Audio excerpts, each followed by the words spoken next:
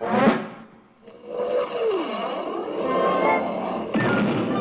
thunder of jets in an open sky, a streak of gray, and a cheerful... A loop, a whirl, and a vertical climb, and once again you'll know it's time for the adventures of Rocky and Bullwinkle and friends. Starring that supersonic speedster, Rocket J. Squirrel, with his pal Bullwinkle the Moose, and a host of others. Hurry, Bullwinkle! The show's about to start! I'm coming as fast as I can. Wave to the people! Yay! Now what are you doing? Signing autographs. Let's see. John Smith. But your name is Bullwinkle. I know, but that's hard to spell.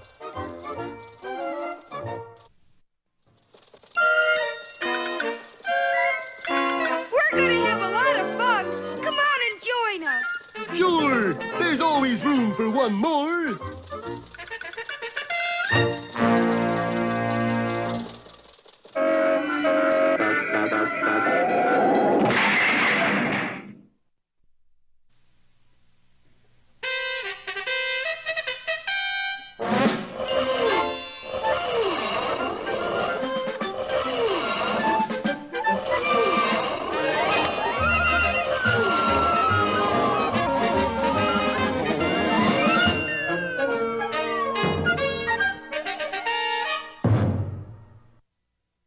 Our scene opens today in an emergency session of the World Economic Council, attended by the greatest financial wizards of our time, including their chairman, fiduciary J. Blurt. Gentlemen, we're face to face with disaster. Say on, fiduciary. Well, as we all know, the real basis for our world economy is not gold. No. Not silver. No. Gold. Not even uranium. No. But that solid, everlasting rock rib security, the box top. Vive la box top. It therefore pains me to tell you, gentlemen, that someone, somewhere, somehow is counterfeiting box tops. Counterfeiting box tops. Can't a man have faith in anything?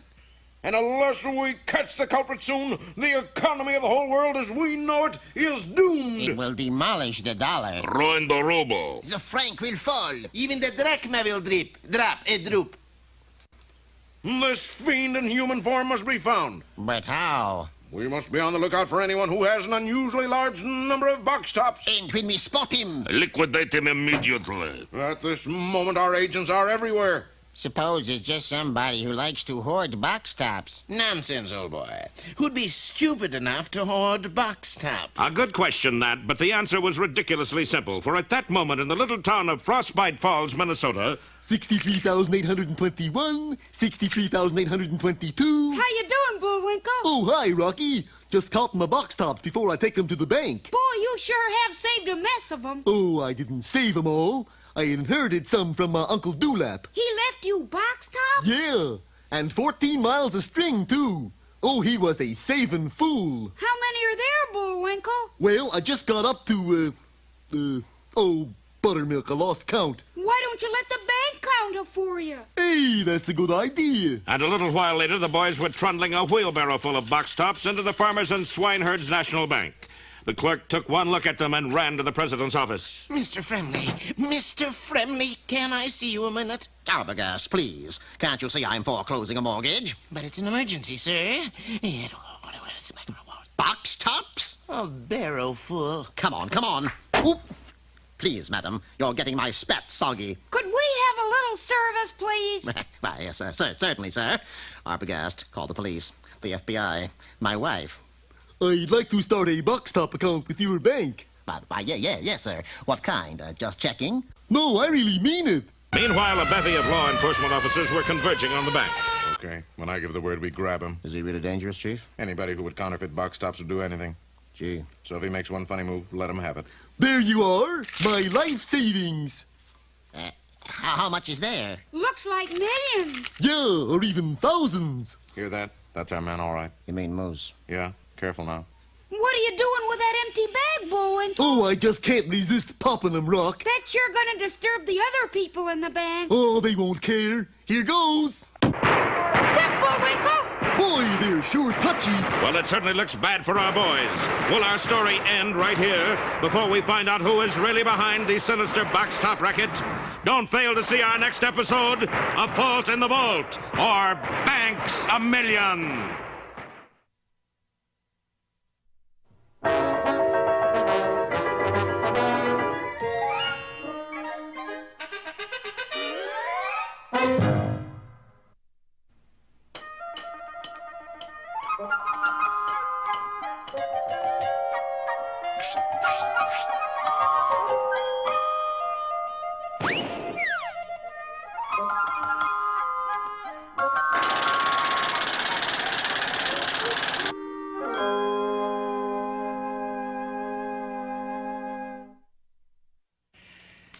That's it, Junior. Set the chair down right on the starting line. But, Pop, are you sure this will make a track star out of me? Positive. All right.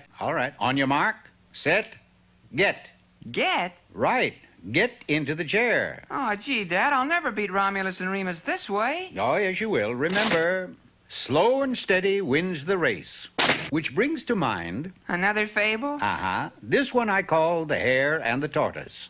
Once there was a hare with an, you'll pardon the expression, unnatural appetite. He not only ate 3 square meals a day, but he ate them every hour on the hour. Boy, do I love food. Hello. Let me speak to the grocery store. Hello, grocery? This is Mr. Hare. No, not the follicle-type hare, the rabbit-type hare. Look, send me over a bag of walnuts, will you? Walnuts. I gotta have some right away. That's right, walnuts. Unknown to the hare, the grocery store had just hired a new delivery boy, or rather a delivery tortoise, and we all know how slow tortoises are. It wasn't until a year later that the walnuts reached their destination. You, Mr. Hare? Yes, I'm Mr. Hare. You order walnuts? Yes, I ordered walnuts, but that was a year ago. I know. That's why you got walnut trees. Trees? Nuts? Yeah, I know he's new, but he's still awful slow. Okay, I'll tell you what. I'll give you another chance. Send out a gallon of ice cream, huh? Tutti frutti. And this time make it fast, will you? Once again, the little tortoise went out on a delivery, and once again, 1 year later, he arrived at the hare's house. Late again, huh? Lights were against me. Look, Turtle, I ordered a gallon of ice cream. Tutti frutti. Yeah, tutti frutti. Now, it took you 1 whole year to deliver it. I can imagine what kind of condition it's in. Well, it is a little loose. I can imagine. You still want it? Of course I still want it. Let me have it. Look, I tell you, if this keeps up, I'm going to take my trade elsewhere. I will. I'll tell you what. I'll give you 1 more chance, just 1. You got any sticks of TNT? I'll fix that, Turtle. Oh, good. Well, send me out 1 stick of TNT. Oh, and do me a favor, will you? Put a 1-year fuse on it and light it. You heard me. I said light it. Well, sir, it was the same old routine. The tortoise left the grocery, and 1 year later... Sorry I'm late, Mr. Hare, but did you order a stick of TNT? I not only ordered it, Speedy, I had it lit so it'd blow up on you. That's for being so slow with my walnuts and ice cream. Well, I apologize for being so slow. Here's your TNT. They had a 2-for-1 sale. You heard me. I said fire him. But, Mr. Hare, I need a delivery boy. Okay, fire him, hire me. I just happen to be the fastest creature in the forest. Second fastest. Do you mean to imply, Tortoise, that you can outrun this hare? Sir, I could beat him standing still. And so it was decided that the hare and the tortoise would meet in a race. To the victor would go the job of delivery boy. At the sound of the gun, the contestants were off. Or at least one of them was. Now, this particular tortoise may have been slow of foot, but he was fast in the head. He was well acquainted with the hare's voracious appetite. Ooh. Does my nose deceive me? Or can that be the intoxicating aroma of carrot scallopini? Hello, tortoise. What's cooking? Carrot scallopini? Yeah, carrot, whatever you said. Yeah, smells good. You got enough for two? No, just enough for one. I'll let you have it, except you've got to run in the race. Oh, now, don't let that bother you. I'll eat now and fly later. Would you mind if I ran while you ate? No. Be my guest. I'll catch up. Ah, but the hare's appetite got the better of him. He sat there for 3 hours consuming every bit of carrot, whatever it is he said. And who can run on a full stomach? Did the tortoise win the race? With ease. Oh, I see what you mean by slow and steady wins the race, Pop. There's also another moral, son. One that applies to the hare. Bet I know what it is. What? Haste makes waste. Get it, Dad? Yeah, I get it, son.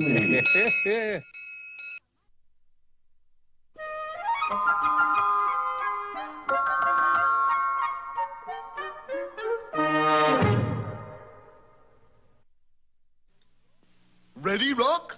You sure you know how to work that thing? No. Anyways, here's what it was supposed to look like.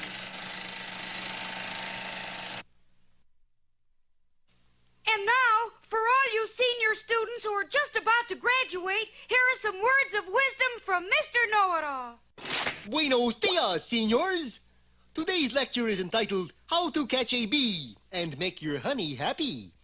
Ordinarily, one can find a bee in a meadow of sweet-smelling flowers. However, if one lives in Death Valley, the task becomes a little tougher, but not surmountable. Here we have a Geiger counter which tells us two things. Whether we are approaching a bee or walking over a landmine. If the bee lover can't find the bee, make the bee come to the bee lover. This can be attained by luring him with a honeycomb. We simply take a comb, gook it up with a jar of honey, and place it on the ground. You can be sure a bee will make a beeline for it. Ah, here comes one now. That was a bee, all right. A bee-29. Moving from Death Valley to a meadow of sweet-smelling flowers, we finally do locate a bee, and there on that petal is one now. Utilizing the thumb and forefinger, we gently pick him up so as not to hurt his delicate little... Oh! Catch the bee, Mr. Know-It-All? No, I didn't, and I'm going to see that he never gets elected. But why are you going into that voting booth? I'm going to vote no on Proposition B. And now... Hey, Rocky, watch me pull a rabbit out of my hat. Again? Nothing up my sleeve. Presto! No doubt about it. I gotta get another hat. Now here's something we hope you'll really like.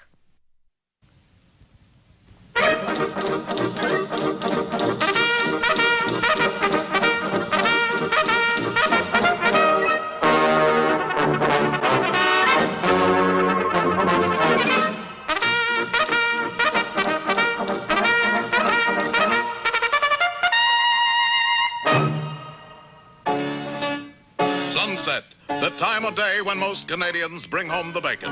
And one Canadian brings home the ham. The Canadian is Dudley Do-Right, ace do-gooder of the mounted police. The ham, and he's usually boiled, is that arch-villain and scourge of two continents, Snidely Whiplash. Each day at sundown, Dudley brings Whiplash into the post and places him under lock and key. This is a waste of my time, Do-Right. Each night you lock me up, and each morning I escape. You shall not escape tonight, Whiplash. Dudley's optimism was based on the fact that he had set up an elaborate alarm system completely encircling the cell. He made one slight error.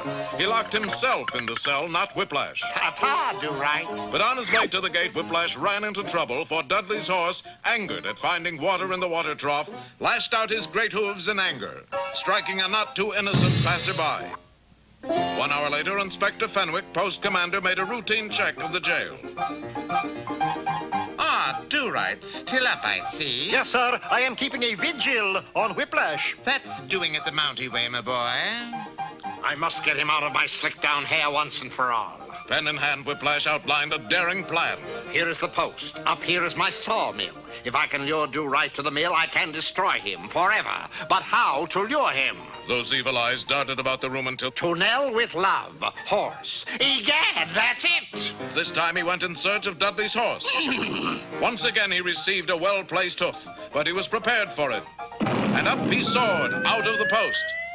Do-right, I don't know how he did it, but Whiplash has escaped. Are you sure, sir? I mean, have you looked in his cell? You look, Do-right.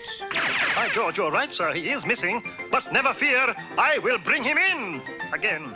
At that very moment, his valiant charger was gobbling up a trail of oats that led to Whiplash's sawmill. Ah, here comes the horse. Step number 1 in my plan. And what a plan it was. The horse walked right into the trap and was made prisoner. And who will come after the horse? Not Dudley. He was having trouble locating the stable. Ah, fair Nell. Have you seen the stable lately? No, I haven't, Dudley, and I can't help you look for it. I have a luncheon engagement with your horse. Oh? Say, after lunch, would you ask him to saddle up? I have a job to do. Nell was on her way to the PX when she spied some familiar hoofprints. Dudley's horse. I'd know them anywhere. And off she went in hot pursuit. Aha, step number 2.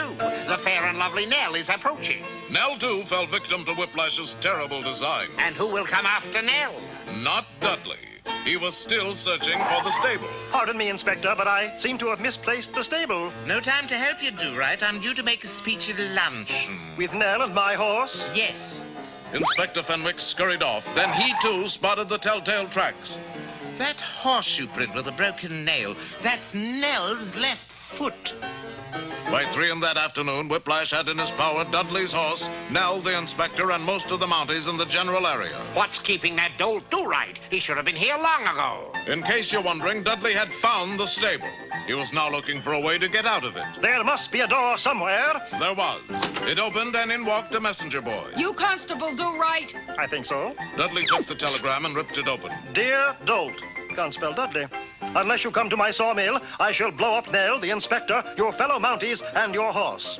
My horse!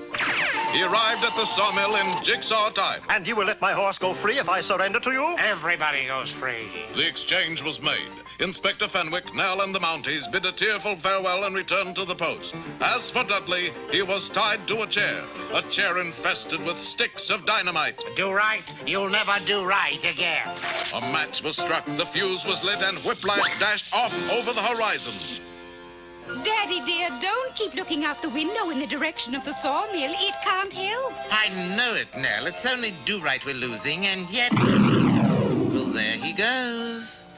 Just then, the door burst open and... It is me! I, sir! Dudley! Do-right. I fooled him, Inspector. I made him think I blew up. But how? With this record. It has 33 1/3 long-playing explosions on it. He only heard an explosion. But the sticks of dynamite. Don't worry about that, sir. I have them here. Do-right. Come down here.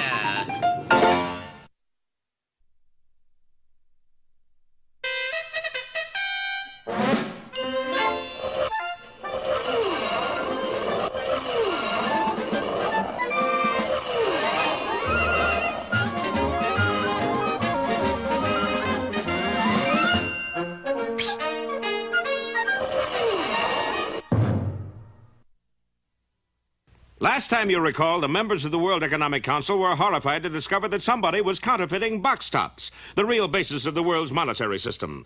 Suspicion immediately fell on Bullwinkle Moose, owner of the world's largest collection of genuine box tops. So when he and Rocky tried to open a box top account at the Farmers and Swineherds National Bank...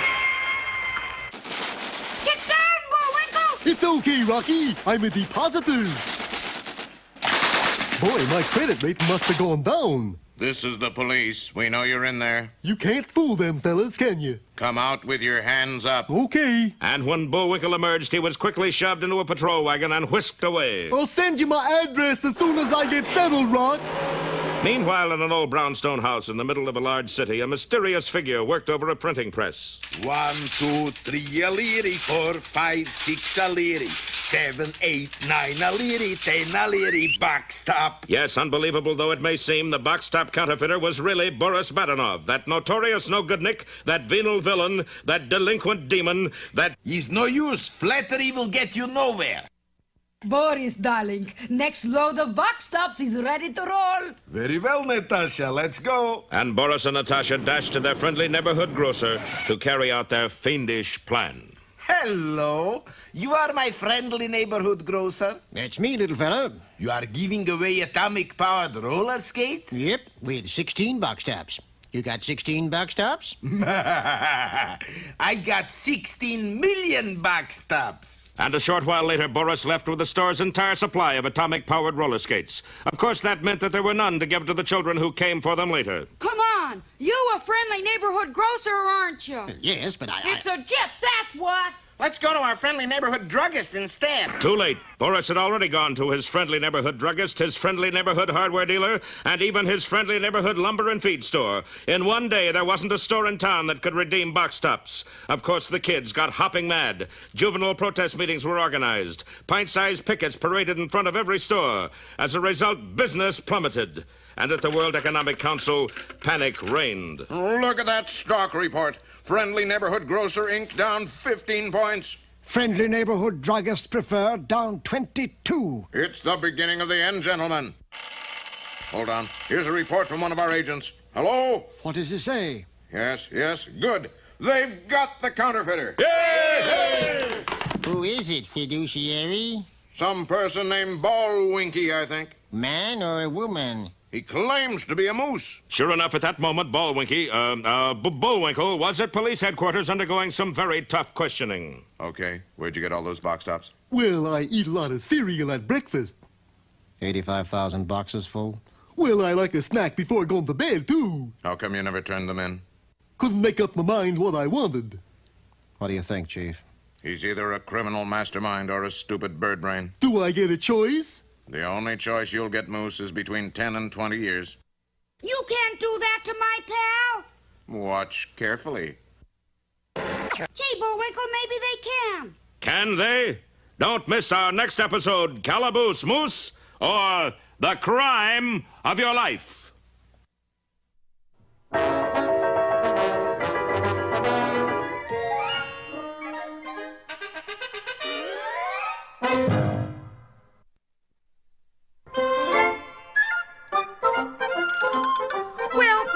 As if our time is just about run out. Mine must be a little slow.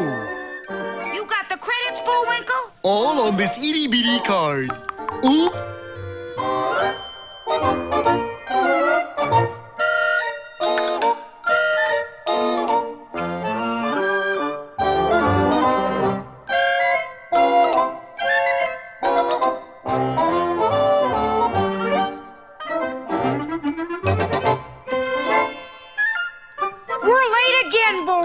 Right.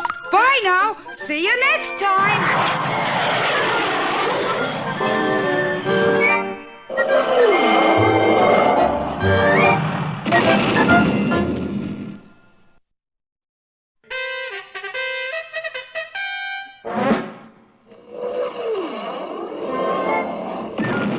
A thunder of jets in an open sky, a streak of gray, and a cheerful... A loop, a whirl, and a vertical climb, and once again, you'll know it's time for the adventures of Rocky and Bullwinkle and friends. Starring that supersonic speedster, Rocket J. Squirrel, with his pal Bullwinkle the Moose, and a host of others. Hurry, Bullwinkle! The show's about to start! I'm coming as fast as I can.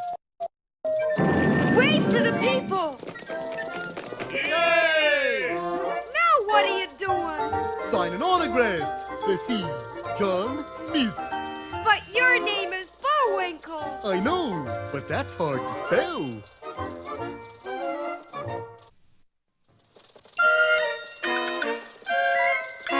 We're gonna have a lot of fun. Come on and join us. Sure. There's always room for one more.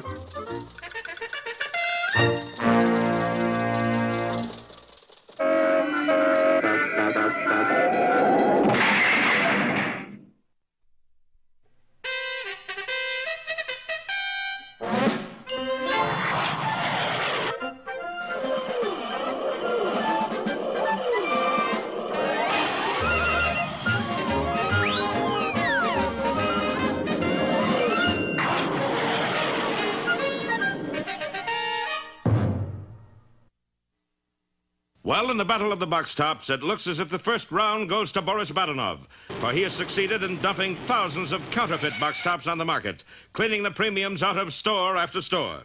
As a result, box top savers all over the country are seeing their life savings wiped out as their box tops become worthless. You mean I can't trade these in 25 words or less for an English yo-yo that whistles on the road to Mandalay? Not even with 50 words or less, Grandad. You mean my box tops aren't worth anything? Not a bean, son. There's nothing to trade 'em for. Gee, 8 years old and I'm a ruined man. Yes, things were tough all over, especially in the back room of police headquarters, where Bullwinkle was still being questioned. All right, Moose, are you going to confess or not? Well, I'd like to, fellas, but I promised my dear old mother Promised her what? that I'd never tell a fib. Okay, Muldoon, put him back in the pokey. But as Bullwinkle headed for a cell, a voice was heard from outside. Extra! Box top bad man strikes again! Stores close and Wichita Falls! Now see what you've done, you monster. But, Chief, Bullwinkle's been in here all the time. So? So how could he be here and in Wichita Falls at the same time? You aren't twins, are you? Certainly not. I got enough troubles just being one of me. Now can we go, Chief? Nope. This telegram says I'm supposed to turn you over to the World Economic Council.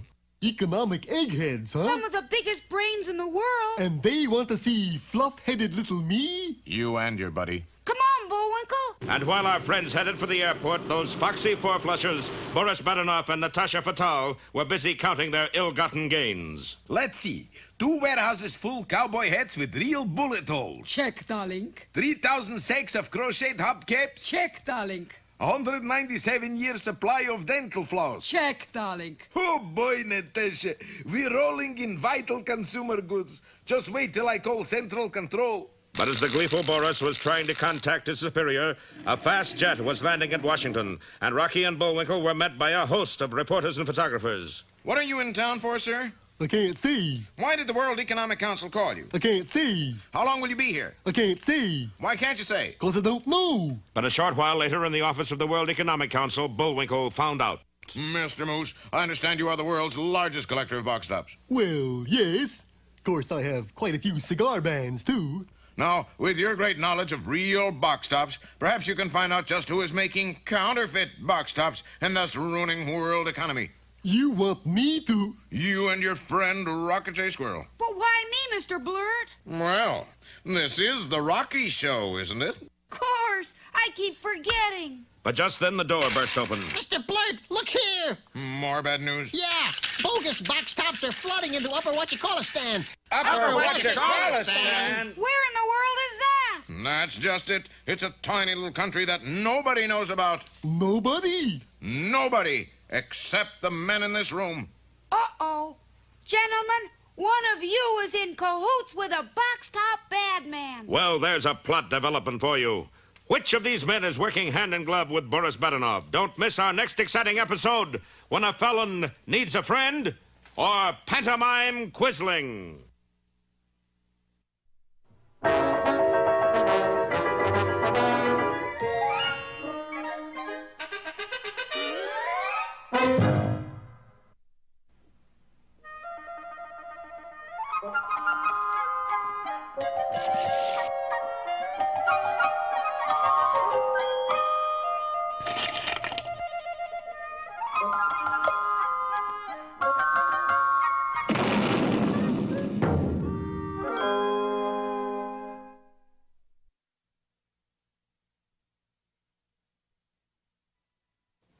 Once upon a time, there was a beautiful but wicked queen. This queen would stand before her mirror for hours admiring herself. It was a very special kind of mirror. Mirror, mirror, coin machine, am I still the cutest queen? You're still the best, but wise up fast. Snow White will soon go whizzing past. Snow White? Where can I find her? With dwarfs she dwells, those sawed-off mugs. And by the way, stop using slugs. And the queen got a poison apple to take to Snow White, an apple that would make her the victim of sleeping death. In a little while, the queen was approaching the quaint old house of the 7 dwarfs. It wasn't very difficult to find. Inside the house, a plan was taking shape. Now that's it, boys. Look sharp. This could be a gold mine, a veritable... Well, welcome to the 7 Dwarfs Health Club. Looks like you got it just in time. Build it up, take it off, make it firm. That's what I always say. a sign here for the lifetime membership. Will you do that? Wait a minute. Where's Snow White? I've got a little something for her. Soon as she eats it, I'll be the fairest in the land. Dear lady, did you know that you could be the fairest in the land forever? Forever? How? The Seven Dwarfs Health Club, of course. 7 dwarfs? I see only 6. You sure I could stay the fairest? Come on now. Would I kid a queen? The vain queen was so desperate to stay the fairest that she signed the contract and gave her crown as payment. Then, one day, several weeks later... Mirror, mirror, put me straight. Snow White or me? Now who's first rate? Good kid you are and rather sweet, but Snow White's the one. She's got you beat. Oh! So, once again, the queen got a poison apple and went to the 7 dwarfs' house to find Snow White. But this time, the dwarfs had a brand new enterprise. Welcome. Welcome to the 7 Dwarfs Dance Studio. Walk in, samba out. Never mind that. Is Snow White here? And 1, 2, 3, and 1, 2, 3. Cut that out! Where's Snow White? Never heard of her. Put a little fun in your life. Try dancing. Who's this big guy? I thought you were all dwarfs. Please, lady. Shh. Quiet. He's got grand trouble. It's nothing to laugh at. Now, this is for a lifetime membership to the dance club. Sure enough, this time the queen traded all her jewels to the dwarfs. And some weeks later... Mirror, mirror, 1, 2, 3, is there one as fair as me? Fair at what? Not dancing, pray. Snow White now leads in every way. The queen was clearly slipping fast. All right. Where's Snow White? Will you look at that posture? That hair. And my dear, those clothes. No good. If you want to be the fairest in the land, you'll need a lifetime membership. The 7 Dwarfs Charm School. Fairest in the land, eh? How much? At this time, the queen gave the deed to her castle to the dwarfs. So when she returned home, it was to an empty lot. Mirror, mirror on... I know. Snow White at the dwarf's place, in that order. Listen, wiseacre. Snow White isn't at the dwarf's place where you keep sending me. With dwarfs she dwells and... All right, I'll show you. See, no Snow White here, just dwarfs.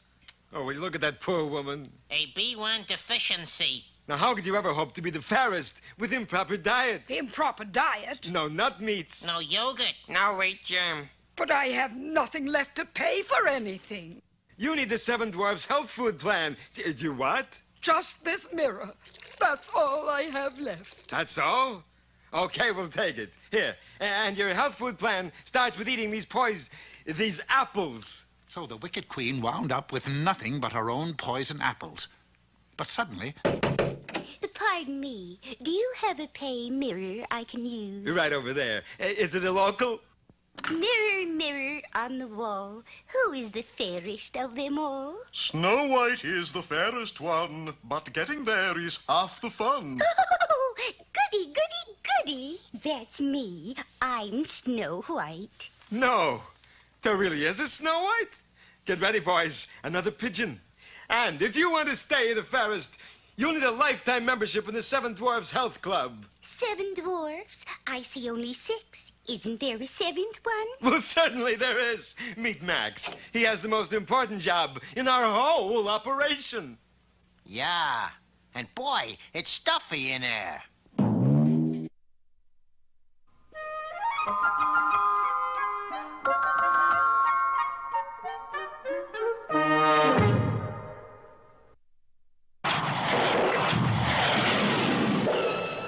Private Bullwinkle, sir, with a message. Just in time. Is it important? Is it? Just look. Time now for the biggest thinker of them all, Mr. Know-It-All. Hello, America! Today's mental fire drill comes under the heading of How to be a Cowpuncher without getting hit back. The simplest way of learning how to punch cows is to join a cattle drive. The person who does the hiring is called a 5-man, which is a 4-man who got promoted. You with the built-in chaps. It's Betty by time for cattle. You stand guard. You got gun? Sure, right here. Tell me, why you got hot water bottle on gun? It's a sick shooter. Not feeling good, huh? Does it shoot? Does it shoot? Now look what you done. Kettle are stampeding. Never fear, I shall stop them. How do you stop 5,000 fear-crazed beasts? By holding up 5 fear-crazed fingers and saying, whoa! That's very good. How do you get them started again? Oh, by saying, giddy up. After serving his apprenticeship, the full-fledged cowboy now puts his knowledge to use by joining a rodeo, or radio, they're both correct. And the winner of the Bronco busting event is Mr. Know-It-All. Golly, Mr. Know-It-All, you sure can ride. Yeah, you're only supposed to stay on 10 seconds. I've been on this critter 10 hours. How do you manage to stay on him so long? Very simple. I got a pocket full of dimes.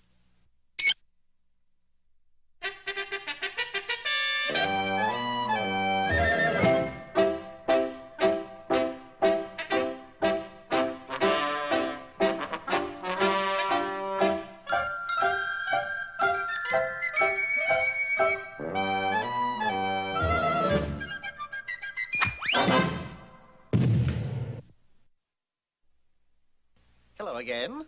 Peabody, Sherman, and Sherman here. 2 Shermans, Mr. Peabody? 2 Shermans. Sherman, yourself, and the gentleman who made the historic march from Atlanta to the sea, General William Tecumseh Sherman. The time? November 1864. And the place? A long, dusty road in Georgia. The Wayback Machine responded beautifully, and in no time at all, Sherman and I were standing in line with 70,000 Union soldiers. This is downright disgraceful. Trouble, General? You bet there's trouble, Sonny. I gotta get to the sea. The albacore are running. What's preventing you from marching, General? That pesky bridge over there. It's a toll bridge, and the varmint is charging a nickel a man to cross. 70,000 soldiers at 5 cents a man? $3,500, Sherman. Sorry, mister, but no one crosses without paying me a nickel. Of course, that's today. Tomorrow's different. Different? In what way? Why, it's Free Bridge Day in Georgia. You can cross any bridge you want for nothing. Oh, then General Sherman can cross tomorrow. That's right, Sonny. He sure can. Sherman could hardly wait to relay the news. However, I insisted we stay near the bridge until the sun went down. But why, Mr. Peabody? Because, Sherman, Free Bridge Day didn't begin in Georgia until after the Civil War. That toll guard is a spy. Under cover of the darkness, we made our way to the very middle of the structure, and there my suspicions were confirmed. By the time I'm through, this bridge will never hold 70,000 men. Sherman will reach the sea all right, but he'll be floating, not marching. You are right, Mr. Peabody. I'm always right, Sherman. Now, we'll inform the general of this.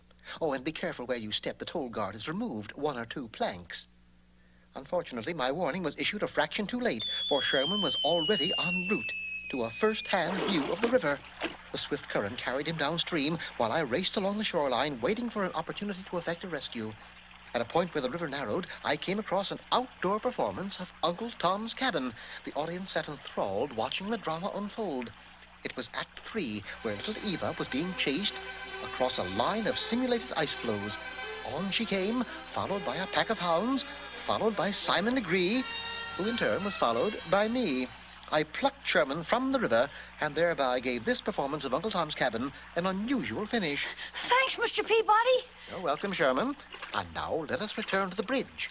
General Sherman must be warned before he attempts to cross. Free Bridge Day? That's right, General. You and your men can go over without paying me 1 red cent. That's mighty generous of you. I know, but it'll give me a good feeling to know that I sent you on your way. Just a moment, General. Oh, it's you two. You heard the good news? We heard.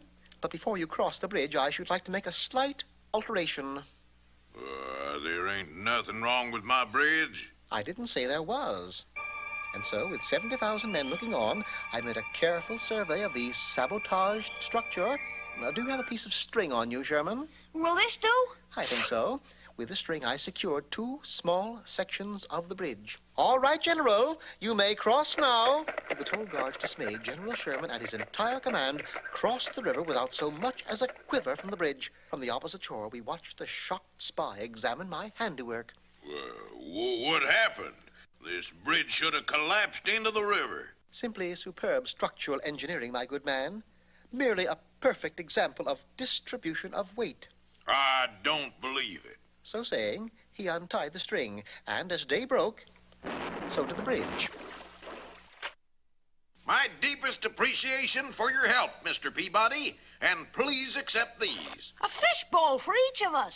Yes, my hobby is constructing small fish tanks. Well, on to the albacore. That's very interesting.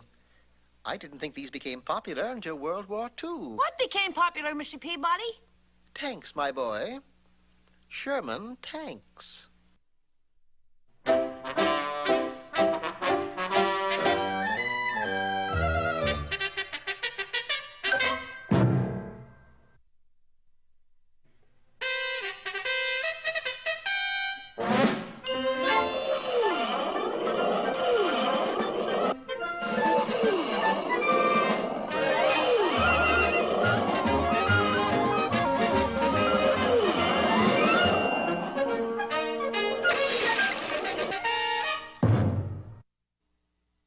Last time, you remember, Rocky dropped a bombshell into the meeting of the World Economic Council when he told its members... Gentlemen, one of you is in cahoots with a box-top bad man. Impossible. I think he's right. Was ist cahoots? Look, if phony box tops are showing up in what you call us down... And they are. And if nobody even knows where it is except you people... And they don't. Then, ergo, one of you must be sending the counterfeit box tops there. Brilliant deduction. Magnifique. What a brain. And he's my buddy. We must find out which one of us it is.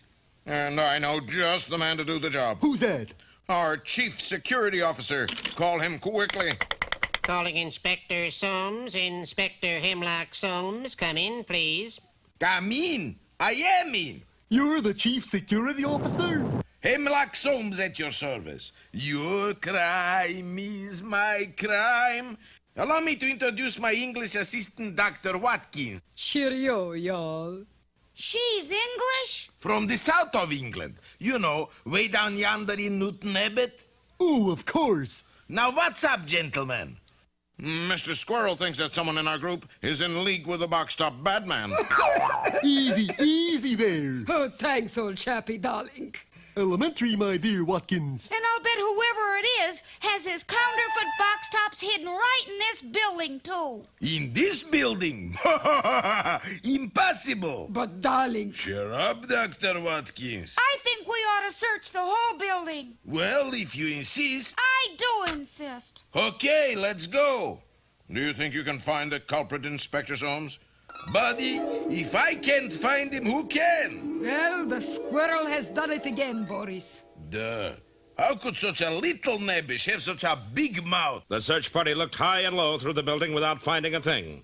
For an hour, they searched and finally found themselves on the top floor of the building. Okay, last floor. You chaps search in there, we search in here. Right. Boris, what are you doing? Look. Boris, you sent him into the clock tower. Sure enough, our friends found themselves in a musty room full of huge clockwork wheels and gears. Ouch! I feel like an ant in a wristwatch. Yeah, we're lucky these gears are moving so slow. They'd be pretty dangerous. But Rocky had reckoned without the fiendish mind of Hemlock Soames, alias Boris Badenov. For at that moment, the villain was smashing the mechanism that controlled the speed of the huge clock.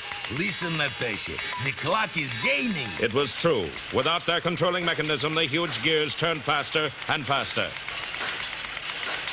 Look at these gears go, Bullwinkle. Yeah, how time flies when you're having fun. Something's gone wrong, Bullwinkle. The controls must have broken. Yeah, I figure we gained about a week and a half already. We better get out of here. I'm with you, Rock. Hey, the door! It's stuck! Let me at it, Rock. I'll bust it open. Bullwinkle threw himself at the door, but it held fast, and the mighty moose tottered backward. Look out, Bullwinkle! Too late, for Bullwinkle had disappeared into a whirling mass of machinery. Don't miss our next exciting episode.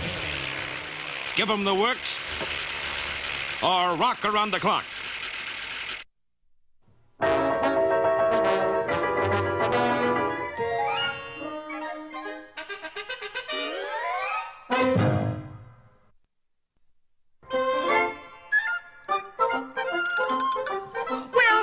looks as if our time is just about run out. Just enough left to tell him who the sponsor was. You got the credits, Bullwinkle? All on this itty-bitty card. Oop!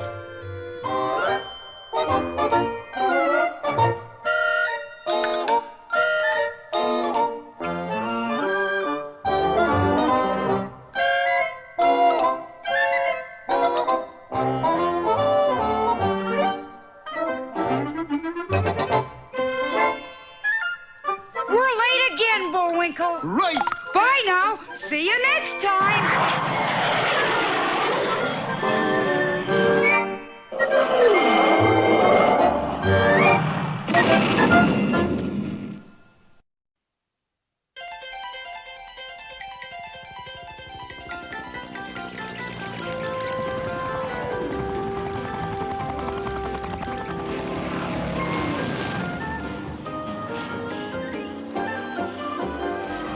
It's time to laugh and play. So have a happy day. Come visit Busy Town.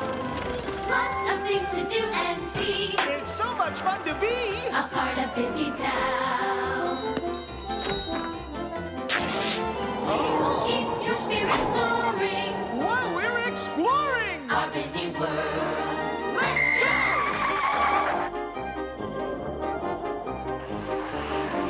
You can make a lot of friends. The good times never end when you're in Busy Town.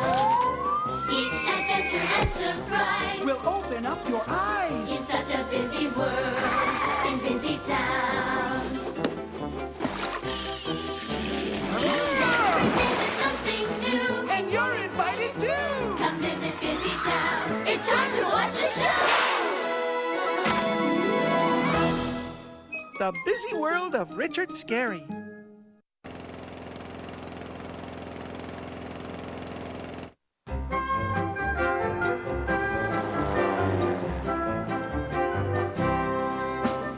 Slow down, Huckle. Can't we take a rest?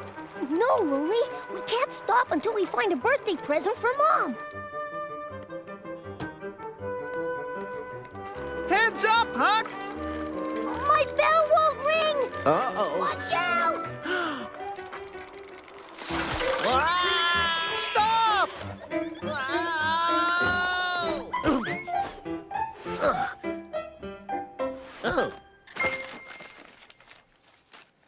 Oh. Is he all right? Yes. He's fine. Okay, let's go find Mom's present. Hey, Lily, what about a diamond ring? Or a violin? How about that great train set? Huckle, do you want a present for yourself or for your mother?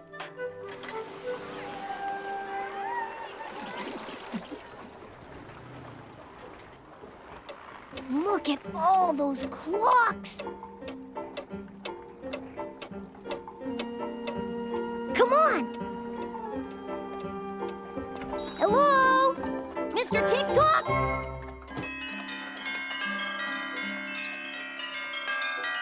I'll be right with you. What big eyes you got, Mr. TikTok? All the better to see you with, my boy. Now, what can I do for you? I'm looking for the perfect birthday present for my mother. A birthday present? Let me see. This clock is quite grand. It looks expensive. It's really nice, but I don't have very much to spend. Well, that's not a problem. Now, here's a pretty little clock that should fit your budget. Wow, it's great. I'll take it. I can hardly wait to give it to Mom. Come on, I think I know a shortcut. Not so fast. Huckle, your bell's broken. Look out! Brake! Brake! Oh, no. Yikes! Whoa! When I said break, I didn't mean everything in Busy Town. Okay, folks. Let me help you out. There you go, P.S. You were going too fast, Huckle. I know. I'm sorry. I was in a hurry to get home. Why didn't you ring your bike bell? I did, but it's broken. Don't you think it would be a good idea to get it fixed? That's not all that needs fixing. Oh, no!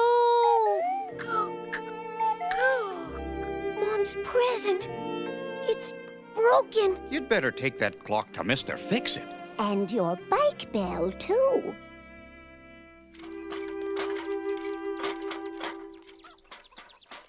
Hello, Huckle. Hello, Loli. Hello, Mr. Fix-It. Hold on, boys. I'm just about to finish a delicate operation on these false teeth. There. That does it. I broke my bike bell and this cuckoo clock, and my wheel is bent. Do you think you can fix them, please?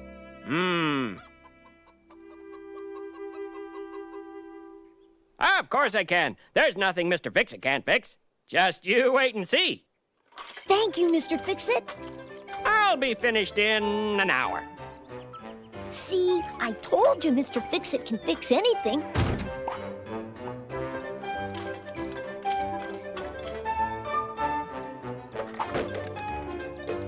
Now, let's see. Let's see. A hammer. Saw. Ah! This wrench ought to do it.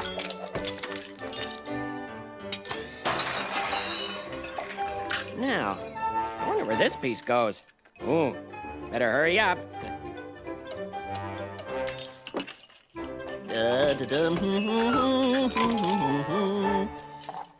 Bell, wheel, clock. Boy, does he sound busy. I wish we could see what he's doing. I'm not sure he knows what he's doing. Are you kidding? Mr. Fix-It is a genius. Uh-oh. Oh, well, there's nothing Mr. Fix-It can't fix is my motto. So here we go.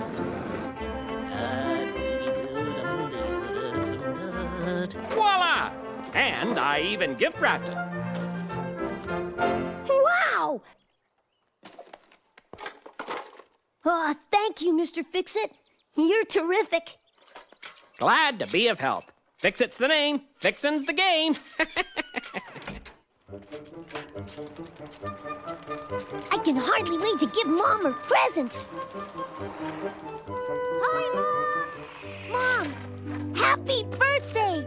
Oh, thank you, Huckle. What can this be? Whoa! Hey, that's my bike bell. It's a wonderful present. You mean you like it? I love it. Wow, look at this. Mr. Fix-It really is a genius. And you boys gave me the best birthday present ever. Now everybody will hear us coming, Huckle. Imagine that. Huckle, did you put a stamp on your letter? Well, You have to if you want your letter delivered. But... Make sure you have the right address and don't forget the stamp. 'Cause it's the letter's ticket to a place on any map. Into the mailbox the letters go, where they will be picked up. A postal worker bags the mail and throws it into the truck. The letters are stamped with the city's postmark at the postal station. Then they're sorted by machine to reach their destination. Then off to town, the carrier goes with the letters packed in a sack. The address shows where the mail should go. So make a friend feel much better. Everyone loves to get a nice letter. I got my letter. I'm feeling better. I got my letter. Found it! You did have a stamp. Sure, everyone knows that.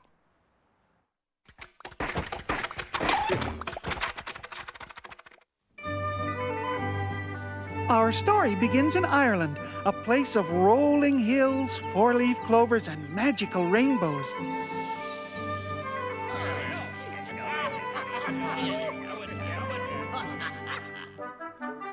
Now, the Irish are famous for two things: singing.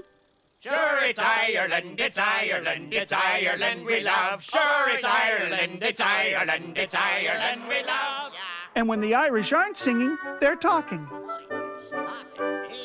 It's a gift of the gods. Do go on, we're Can't known do for anything it. about it. We can't help ourselves. Did you say something?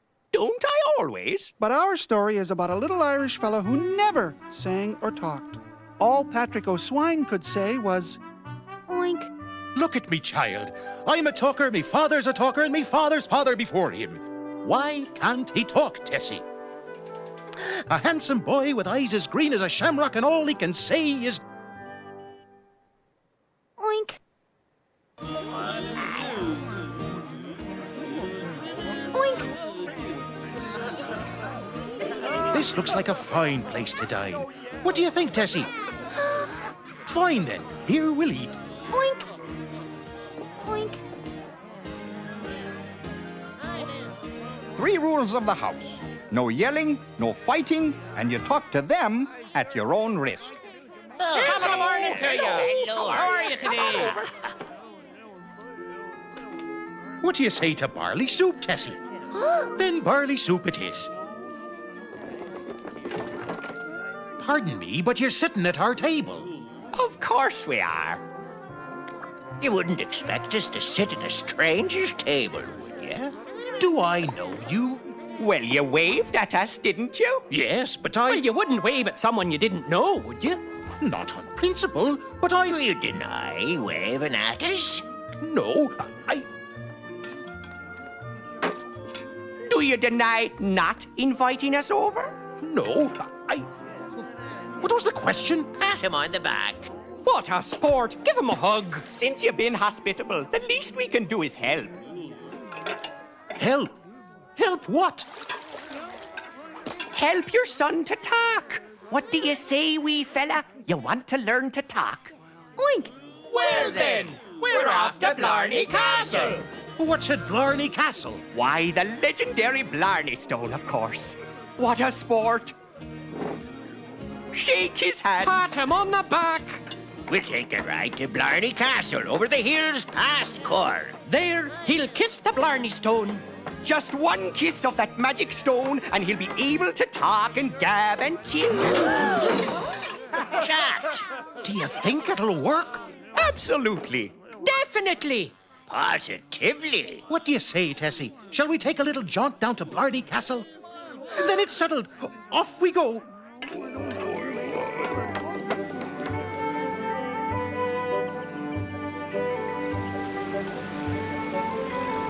He'll kiss that stone and learn to talk, by golly. He'll be a talker, just like all the other O'Swines before him. Oink. What's the hold-up? Ah, a leprechaun crossing.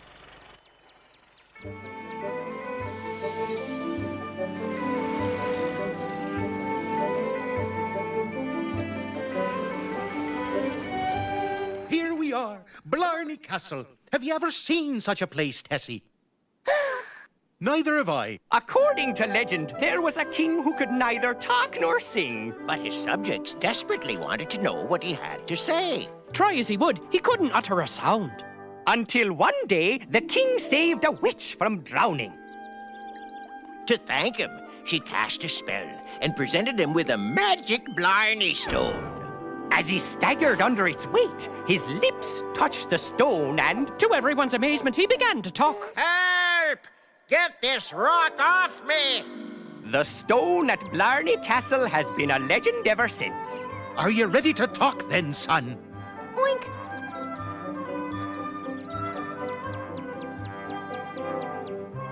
Oink. Couldn't he just blow it a kiss? No, his lips must touch the stone. Allow us to demonstrate. Hold on to his pants.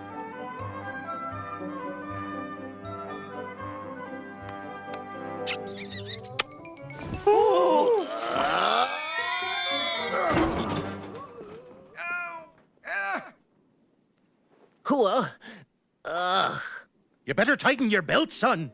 Oink.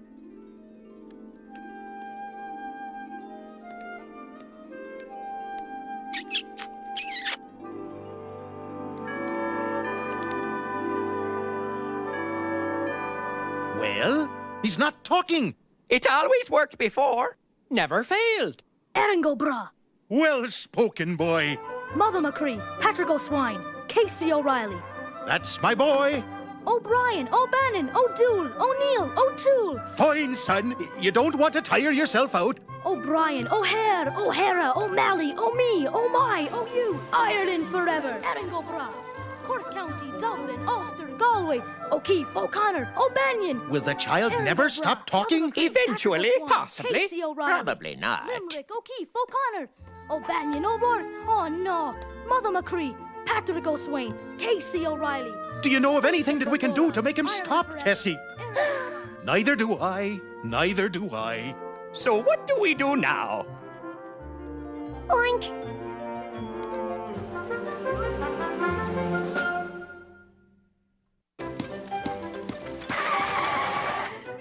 Play it safe.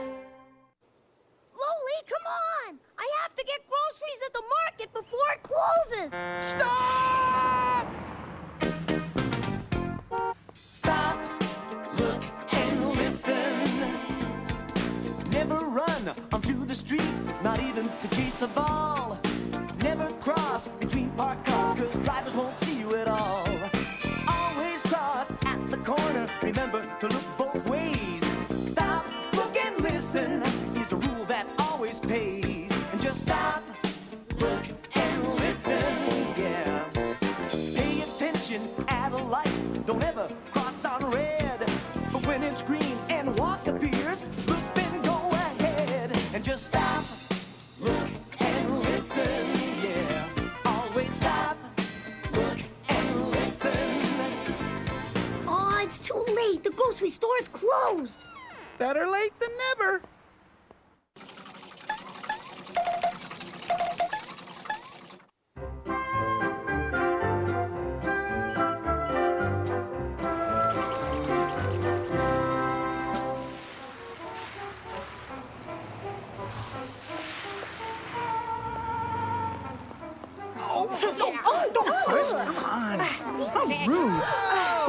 Darn kids, they're always in my way.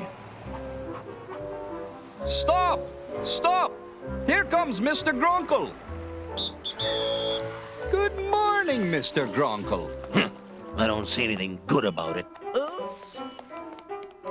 Oh, what's this doing in my way? People everywhere. Oh, the world would be a better place without him. My hat. Oh. Oh.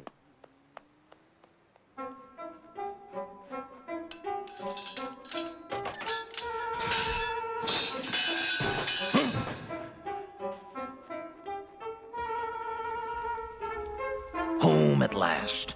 Now maybe I'll get some peace and quiet. Yoo-hoo, Mr. Gronkle.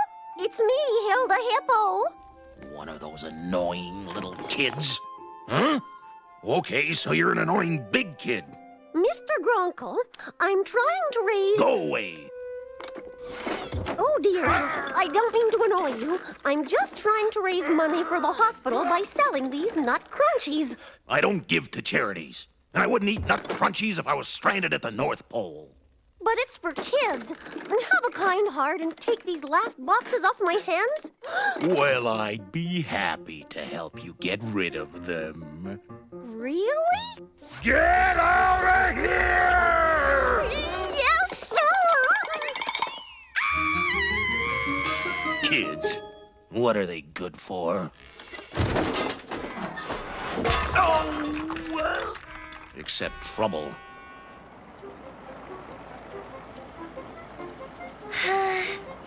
Wouldn't it be nice to go ice skating on Mr. Gronkle's pond? Yeah, let's go. Forget it. Mr. Gronkle won't let anyone near his pond. Last summer, Flossie and I went for a swim, and he chased us off with a stick. But look, the gate's open. Maybe he's had a change of heart. Huh? Come on, let's go skating. Maybe we should just ask him if it's okay to skate on his pond.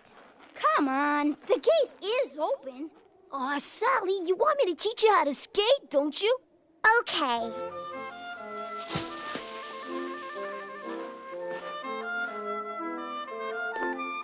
Wait a minute.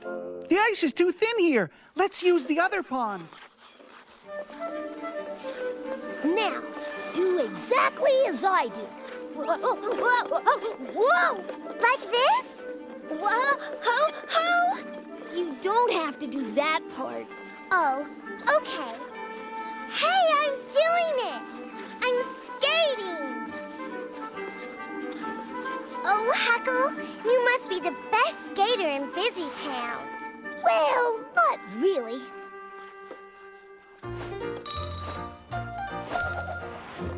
Maybe second best. This is so much fun. I sure hope Mr. Gronkle doesn't catch us. Charity. Nut crunchies indeed.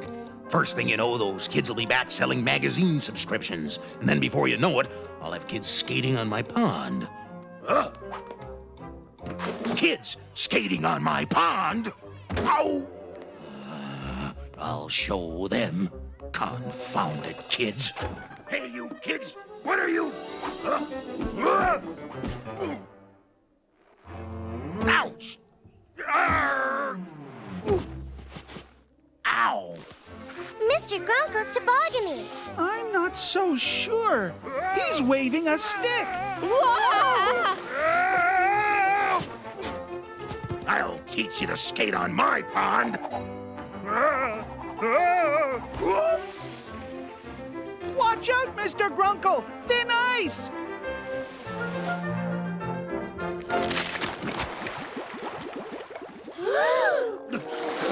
Help! Help! Quick! He'll freeze! Huckle, no! You'll fall in! I know! Let's get the ladder! Come on! No! Don't leave me here! I'm coming, Mr. Gronkle! Careful. Push it toward Mr. Gronkle, but don't come out on the ice. Don't move, Mr. Gronkle. What are you doing, you miserable kids?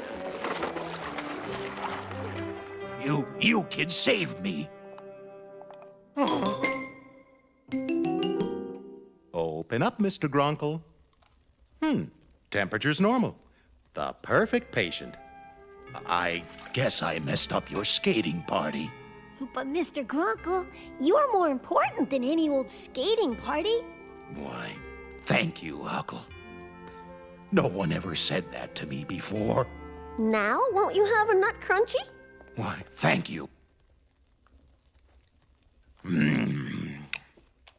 Now I know what kids are good for. Kids are for curing grumpy, grouchy old hearts like mine. I'm going to throw a party for all the kids in Busy Town. Mr. Gronkle sure had a change of heart, Loli. Funny, isn't it? It just took a dip in ice-cold water to warm the old guy up.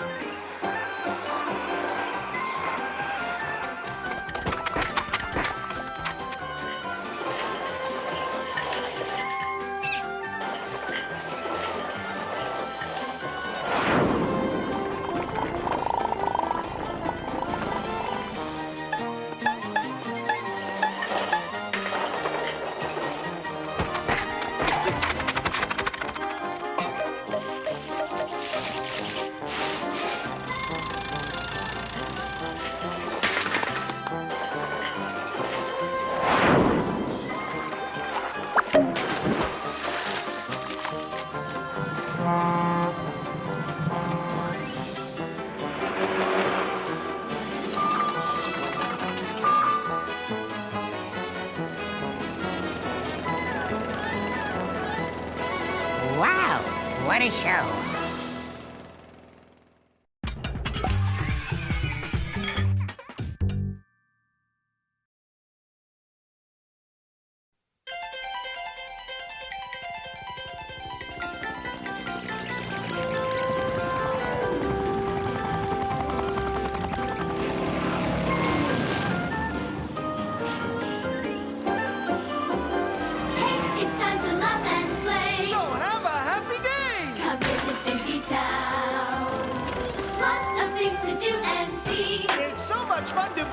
a part of Busy Town.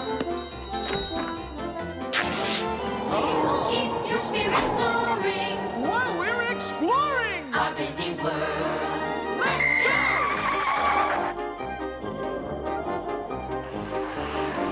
You can make a lot of friends. The good times never end when you're in Busy Town. Each adventure and surprise will open up your eyes in such a busy world in Busy Town. Every day there's something new, and you're invited too. Come visit Busy Town. It's time to watch the show. The Busy World of Richard Scarry.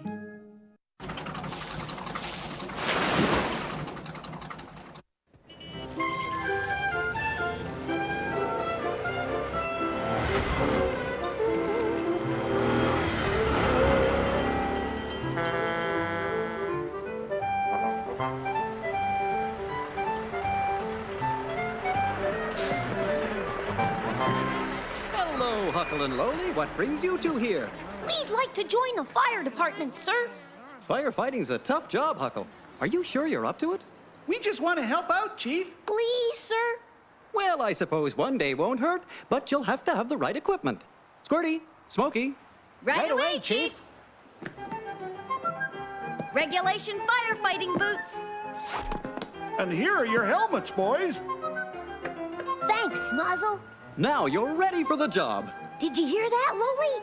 We get to be firefighters.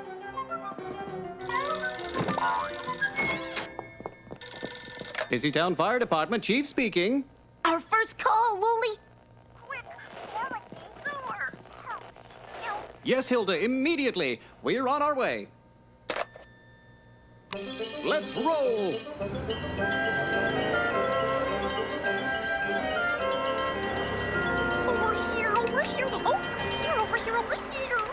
Quick, this way.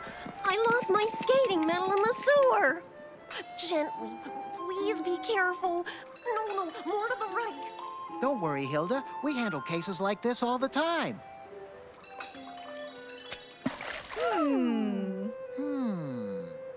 I'll just die.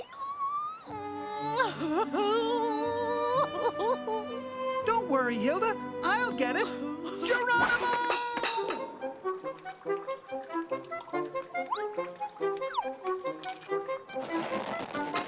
Look, Hilda.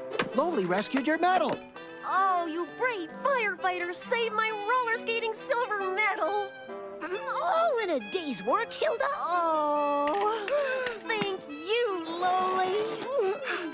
This is great. Who can we help next? Let's go, firefighters. It's a busy day. Move out. Come on, Lowly. On to the next call.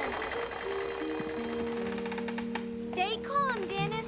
We'll get you down. Please don't ask me to move. I'm really scared. Relax, Dennis. You'll be down soon. I can't come down, Squirty. I'm stuck. Tell my parents this is my room now. Wow, this is even better than rescuing Hilda's roller skating medal. And less painful. Dennis, the branches up here are not very sturdy. You can come down. Don't be scared. Well, okay. I think I can. I think I can. Maybe I can.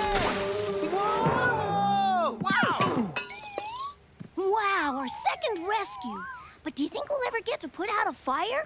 All in good time, Huckle.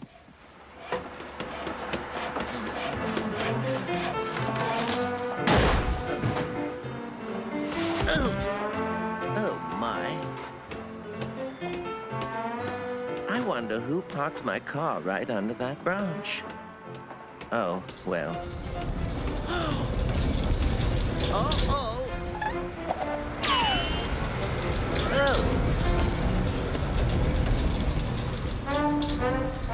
Oh, my. I guess I'll need some help with that branch.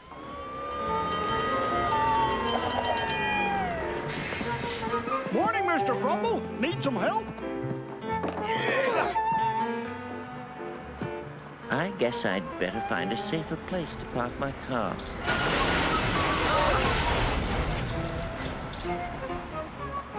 Oh dear. Oh my.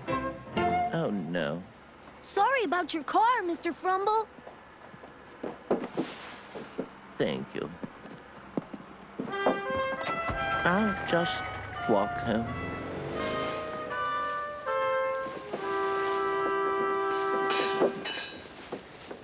Oh no. Smoke! It's a huge fire. Fire! Where's the alarm?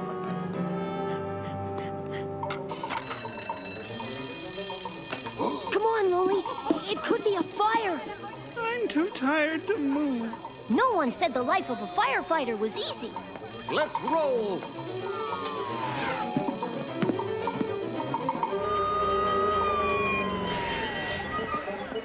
This is a real fire.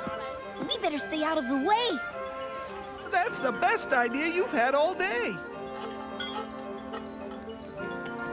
Ready for the water, Smokey? No, wait! Cut the water! I said cut the water!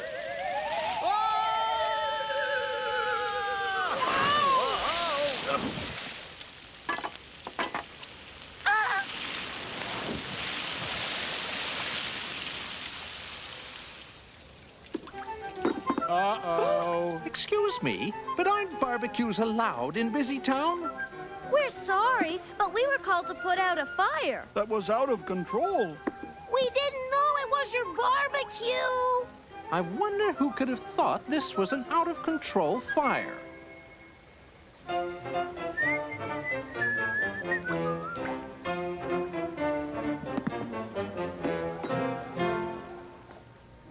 Thanks for having the special barbecue for us, Chief. It's the least we could do after ruining your supper. Wasn't this a great day, Loli? Huh? Come on, Loli. A firefighter's job is never done. Imagine that. I can't get rid of the dirt specks on this piece of paper. Those aren't dirt specks. They're wood specks.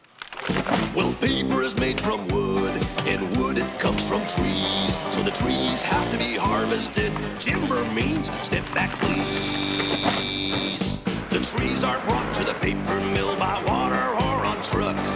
And then they're cut into smaller logs. How do they do it? With great big suds. They take off the bark and grind them into mulch, and the mulch is called wood pulp. Then the pulp is washed and beaten in the paste, and the clean white paste is all shook up. Now it sticks together in a sheet. Then it's rolled and squashed and dried. Then it's rolled and dried and squashed some more into big rolls of paper cut to any size. Like drawing paper or newspaper, or the kind of paper you find in a book or a magazine. Whoops, then I need another piece of paper. I mean wood.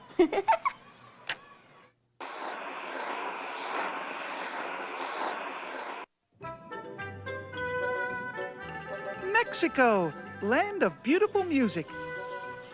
Colorful flowers, great big hats, and playful little boys with big imaginations.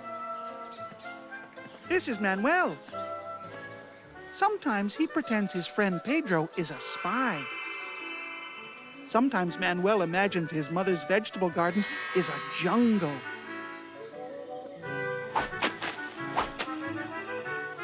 And sometimes he even pretends his mother is a pirate. Manuel! What am I going to do with such a boy? But the pot looks like a treasure chest, doesn't it? Manuel, you have such an imagination. But sometimes a pot is just a pot. And now ours is broken. Please, go to the marketplace and buy a new one. Oh, boy! I love the marketplace. Come, Pedro. This will be a great adventure. Remember, Manuel, it is a marketplace, not a pirate ship.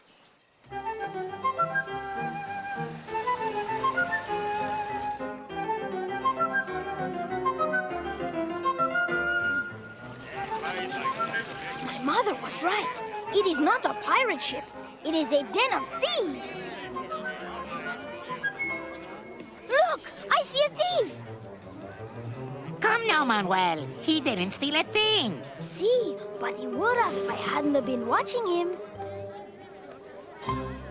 Oh, good morning, Manuel. Pedro? Buenos dias, Senor Tiger. We are on the trail of a thief. And do not forget, we are also on the trail of a pot for your mother. Ah, I have just the pot. Look!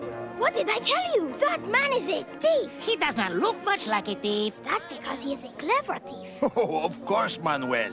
I will keep a sharp eye on your villain. Come, Pedro. We must track him down. Manuel, why are you following footprints when the fox is right over there? Because a real detective follows clues that lead him to the villain. Well, detective work has made me hungry. Can we get a bite to eat? Yes, we can pretend to eat, but we will be really watching the thief. Manuel, the pot! I got it! I got it! Yeah. Thank you, Pedro. It is difficult to watch a thief and guard the pot at the same time.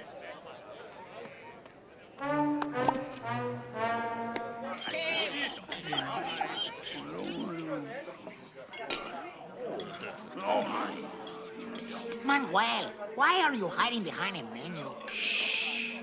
I am not hiding. I am spying. Let us order a tamale. Stop! Thief!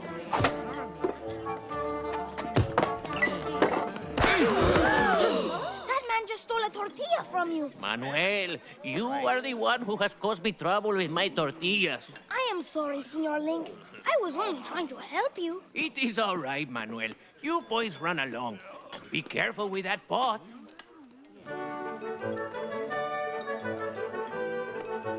You cannot catch thieves on an empty stomach. Thank you. Wow!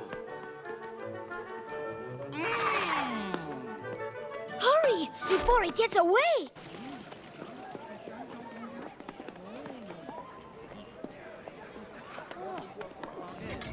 The thief! Quickly, before he sees us!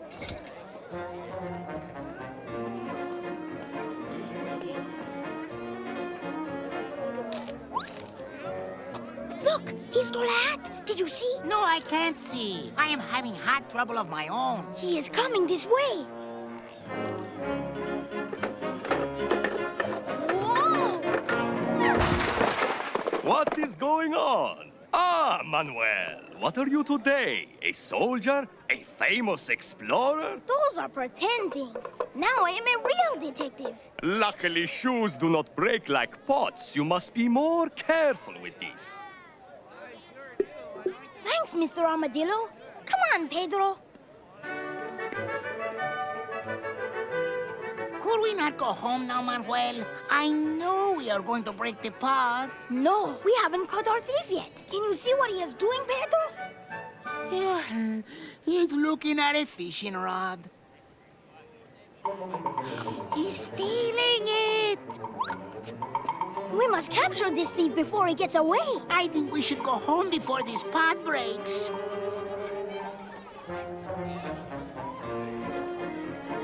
Manuel, please. I just know a great disaster is going to happen to that pot. Pedro, what could possibly happen to the pot? Yeah!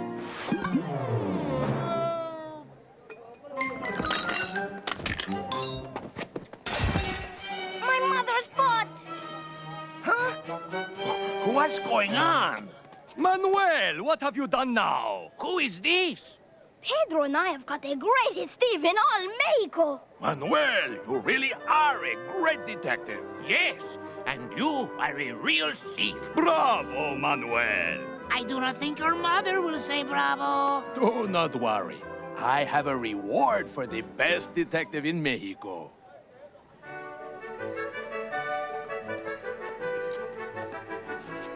Manuel, what a big pot. It is a reward. I caught the greatest thief in all Mexico. Oh, Manuel, not more stories.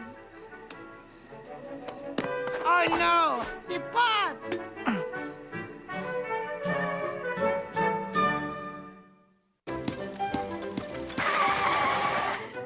Play it safe.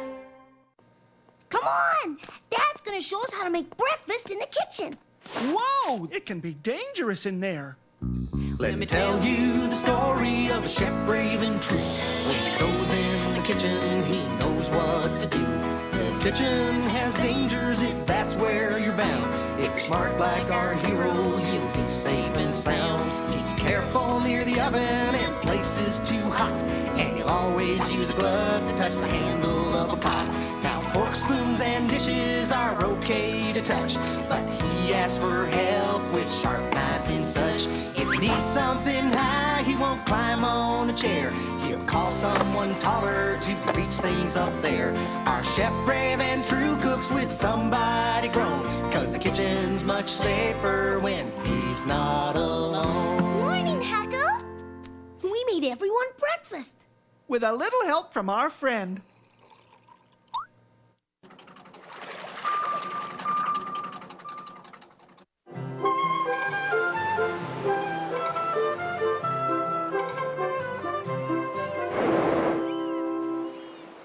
We wanted fish for breakfast, and now it's lunchtime. Lunch? Where's lunch? Don't feel bad. We're not having any luck either. We're having luck, Huckle.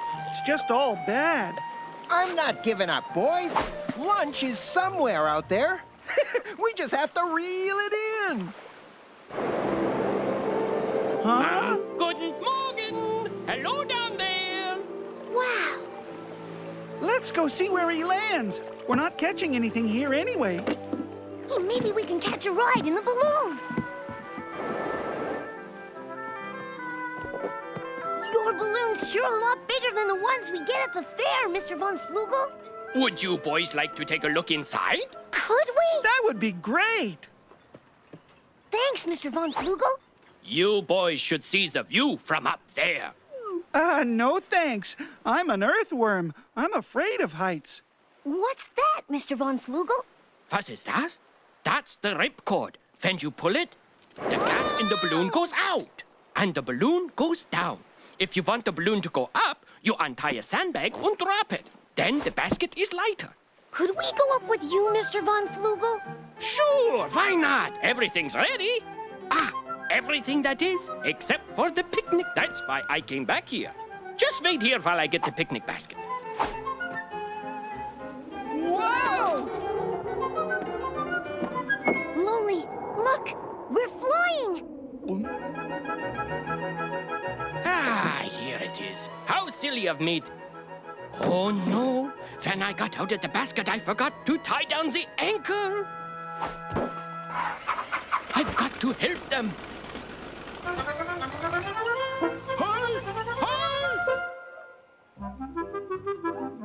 Nothing like a shiny, clean motorcycle to kick off the day. Hi, Sergeant Murphy! Look at that. Huckle and Lolly floating by in a balloon. Huckle and Lolly in a balloon?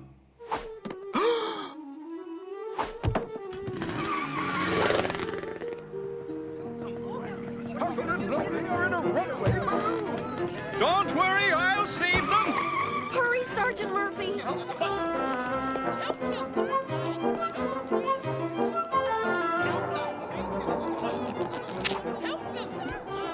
Uh-oh!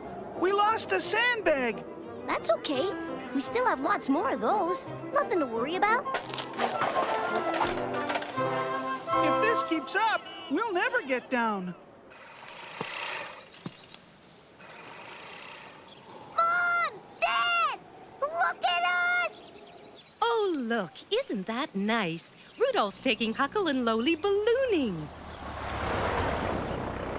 Hi, Rudolph. It's nice of you to take the boys. But if you're down here, then who's up there? Isn't there any way to get the boys down? Yeah, the ripcord. They must pull the ripcord. Don't worry, I'll get them down. Come with me.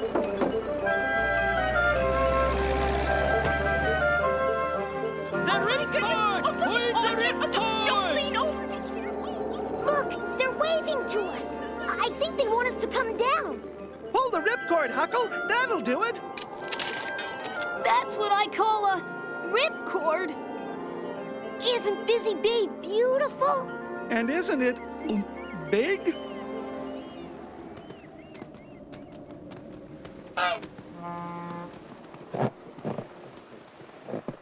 Uh-oh. What do you mean, uh-oh? Get this thing back up! I thought we wanted it to go down. Yes, but not in the middle of Busy Bay. I'll untie a sandbag. That'll take us back up. Be careful, Lolly. If I were careful, we wouldn't be up here in the first place. Lolly, are you putting on weight? No, I don't think... Lolly!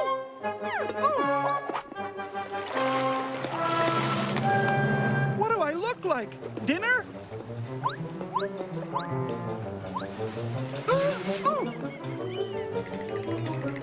Yikes! I'm hurrying, Lolly.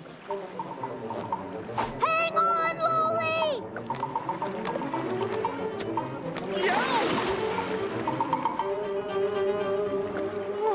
Thanks, Huckle.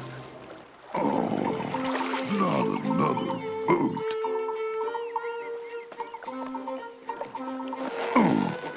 Not one fits. Let's face it, we couldn't catch a fish if it landed in our laps. Betty! Wolfgang! Catch something? No! It caught me! Help! Help! Yeah. Help! Help us!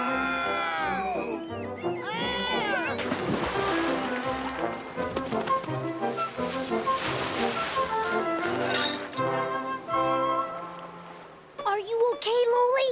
A little bent, but nothing I can't straighten out.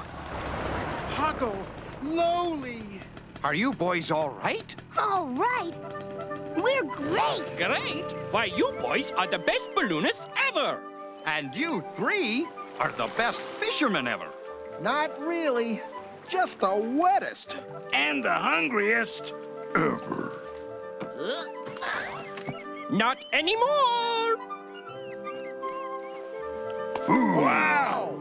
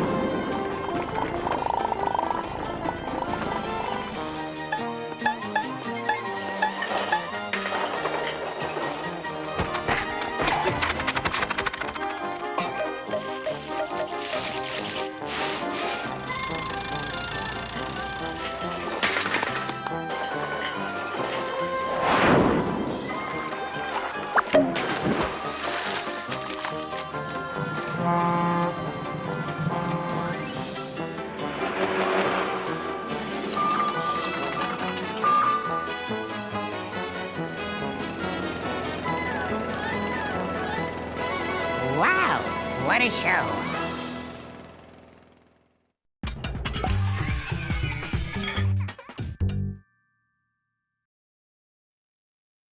Somewhere deep in Bear Country lives a Berenstain Bear family. They're kind of furry around the torso.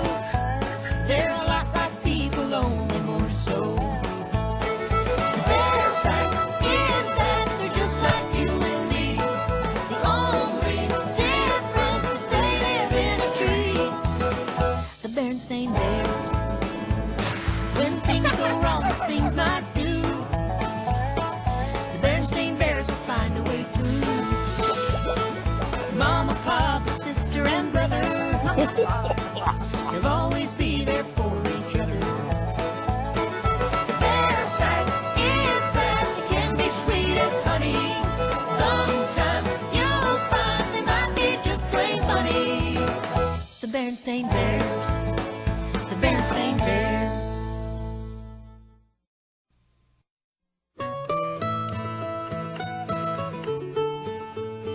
It's not fair to make the bus driver wait. Brothers should learn it's not cool to be late.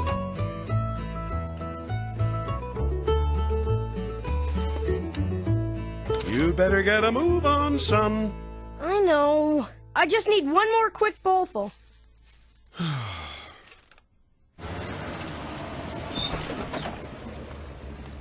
Good morning, Grizzly Ted. Morning, sister. Where's brother? He's running late again. Maybe you should honk the horn a couple of times.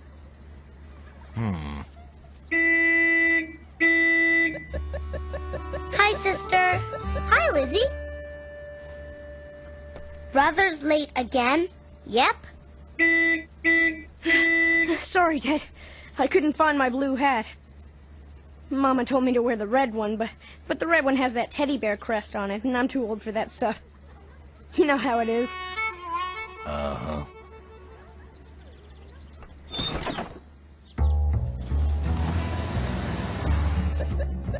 Hey, brother. Check out my new game bear. Wow! Can I have a try? Sorry, I'm next. Lenny promised. I did. How about coming over to my place after school? I'm there.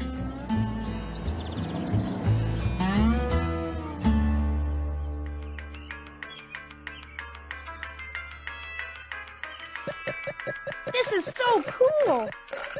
Watch your back. Alligators at 6 o'clock. Where did they come from? Oh, Too bad. You've got to watch out for those gators. I was too busy worrying about the waterfalls. It takes a while to get the hang of it. I've been playing for 2 whole days, and I'm still only at level 3. How many levels are there? 6. And I haven't even cracked level 1 yet? Boy, I've got some serious log jumping to do.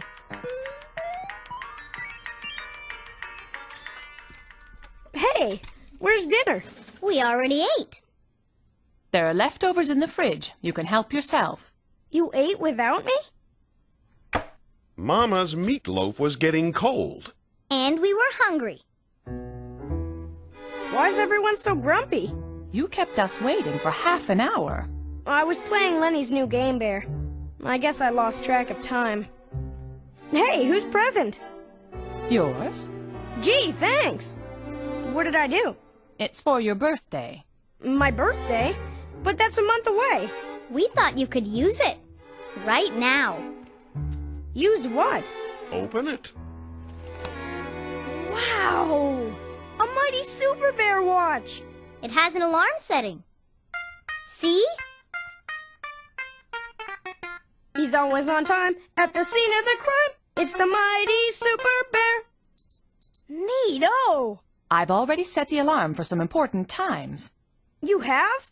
Mm-hmm.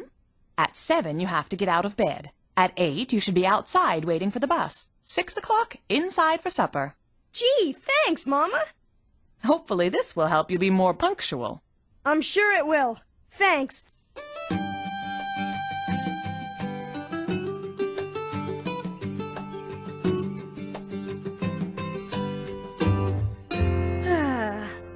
Once again, Mighty Super Bear saves the honey forest from the evil Wasp Queen. See, brother? Isn't it nice not to have to rush in the morning?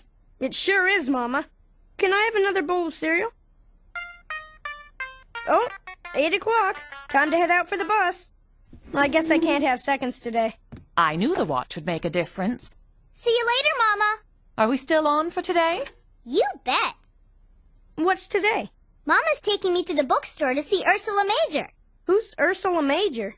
She wrote the Big Dipper mysteries. Oh. Ms. Major is autographing books today. And I'm going to meet her in person. Oh. Can I come too?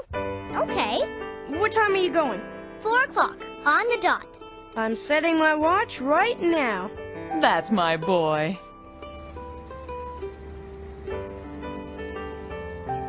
Morning, Ted. Morning, sister. Is brother running late again? Not anymore. Now that Brother has a new watch with an alarm, he's on time for everything. Is that so? Huh? He was right behind me. Oh, I hope we're not late for school. It's my turn to sing the Bear Country Anthem this morning. I'm sure he's on his way, Lizzie. I hope so. I've been practicing all week. Brother, what's taking you so long? There he is. Sorry. I had to grab another comic book for the ride. Now that I have a new watch, I have lots of extra time for reading. I see.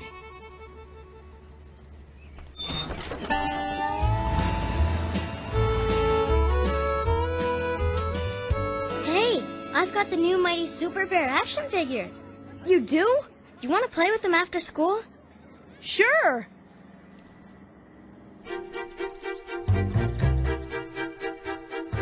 I've got you trapped, Mighty Super Bear. Now I'm gonna steal the town's honey supply. Not if I can help it, Wasp Queen. Cool sound effect, brother. That's not a sound effect. That's the alarm on my watch. I guess you have to go now, huh? Well, I'm okay. I'll go pretty soon. But first, I'm going to break out of this lame-o trap. And now to save that honey.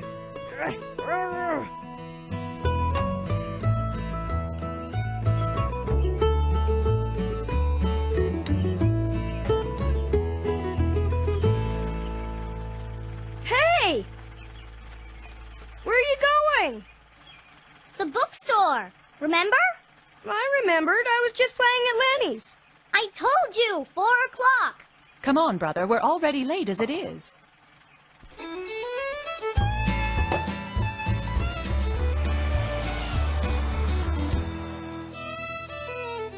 can't believe it's closed. I'm sure Ursula Major will visit the bookstore again.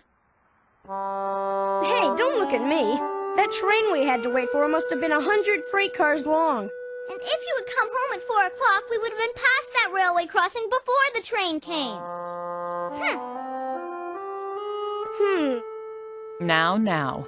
There's no sense getting into a big fuss over it. Right, sis. These things happen. Now, I didn't say that, brother. What? These things happen, yes. But your coming home late didn't help matters. I guess I should have paid closer attention to my watch. A watch won't take you where you have to be. It's up to you to decide if you want to be on time. Well, I want to be on time. I just get busy with things sometimes. Well, next time you get busy with things, don't mess up my time, too.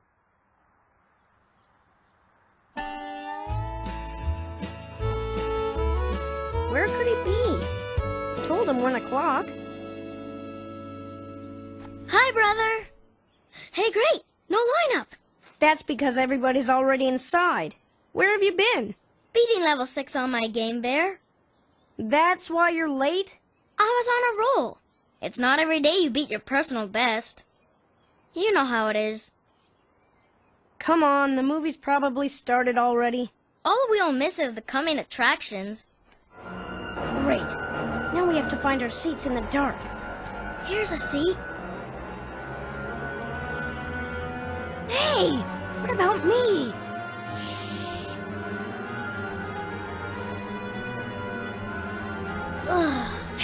Excuse me. Ow! I'm sorry. Excuse me, please.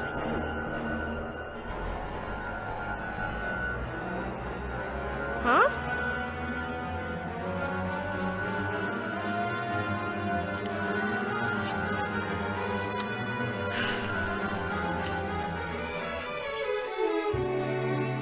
It was a disaster, and my neck is still sore from trying to see around the giant sitting in front of me. If Lenny had been on time, we could have had good seats. Too bad. I'll say. And he was late because he was playing Game Bear. What a crumb, huh? Reminds me of someone else I know. Huh? Right. The bookstore thing. I forgot. You mean about making me missing my favorite author of all time? Sorry, sis. I'll let it go this time, but it better not happen again on Thursday. Thursday? Ursula Major is coming to the Bear Country Library. That's great news! And I promise to be on time. Really? Yep. From now on, I'm a new bear. Time to help Mama with supper. Gotta run.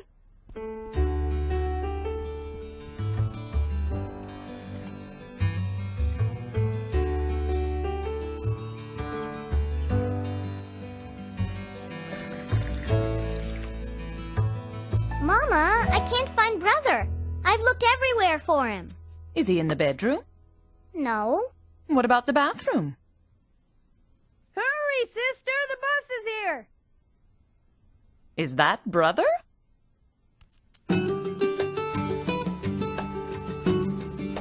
Come on, sis! How long have you been out here? 20 minutes. Now will you hurry up and get on the bus? It's not nice to keep people waiting. Right, Ted? Uh-huh. Right.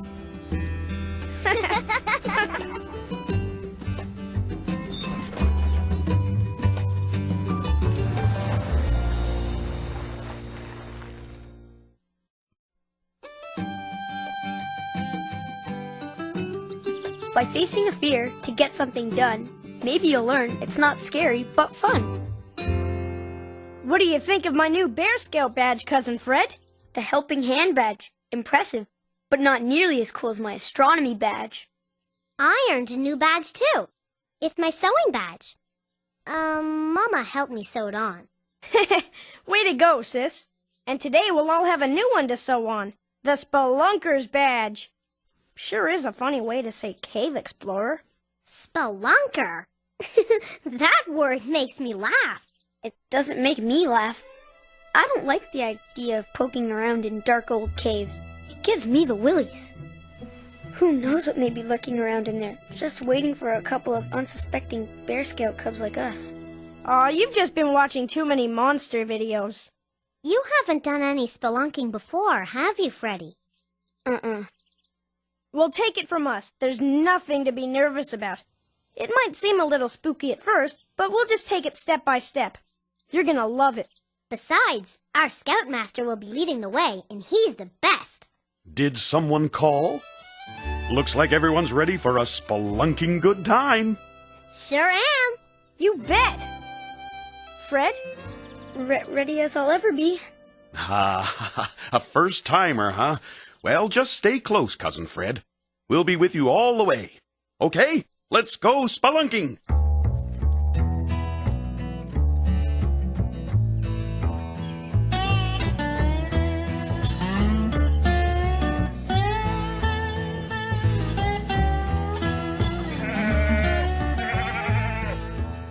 Caves are as much a part of Bear Country's geography as the streams, rivers, and valleys.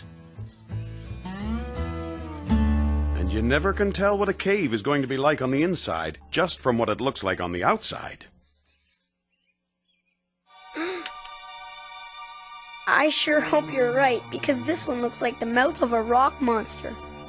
It depends on how you look at it, Freddy. I think it looks more like a jack-o'-lantern. I see that. It looks more silly than scary. You know, from this angle, it does look more silly than scary. That string's going to mark our trail, right, Papa? That's right, sister. The first rule of cave exploration is never get lost. All right, troops, let's go. Well, here goes.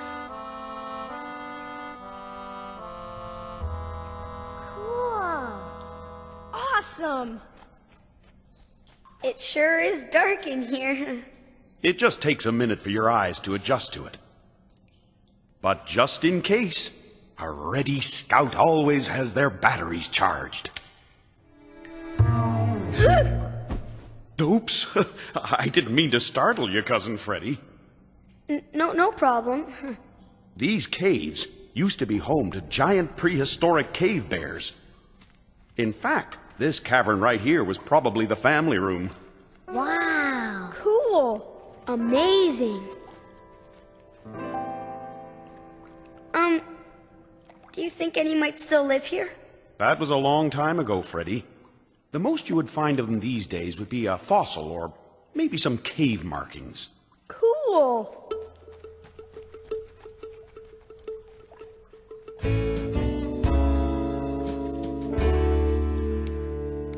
Look, I found something. Maybe it belonged to the cave bears. Not unless the cave bears drank soda. Looks like somebody's trash. Bring it along so we can dispose of it properly when we get home.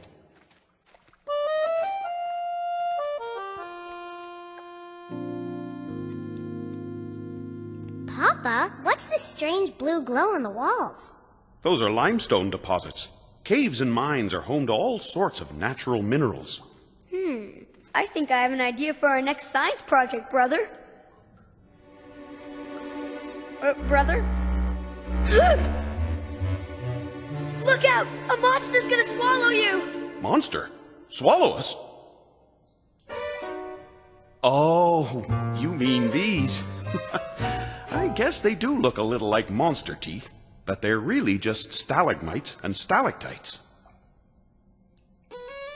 Stalagmites and stalactites are formed when water drips down from the tights onto the mites. Stalactites hang from the ceiling, and stalagmites come up from the ground. There's an easy way to remember this. Stalactites, stalagmites, only caves have got 'em. Tights are always on the top, and mites are on the bottom. That's easy. Stalactites, stalagmites. Only caves have got 'em. Tights are always on the top and mites are on the bottom.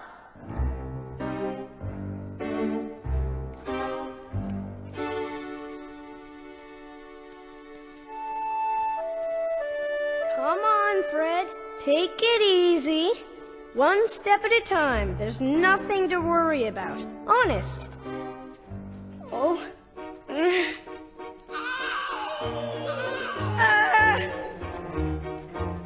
Did you hear that?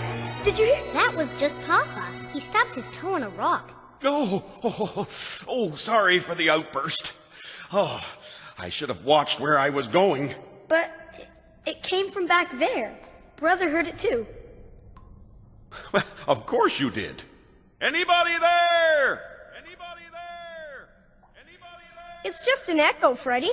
There's nothing to be afraid of. I was scared too. But, as usual, things that seem scary aren't, once you know what they really are. I know. There's a logical explanation for everything. Exactly! Watch out for that rock.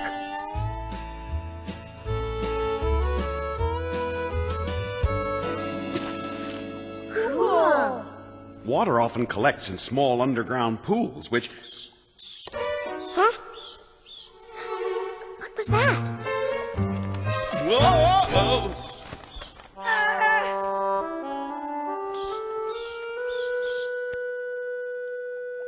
What is it?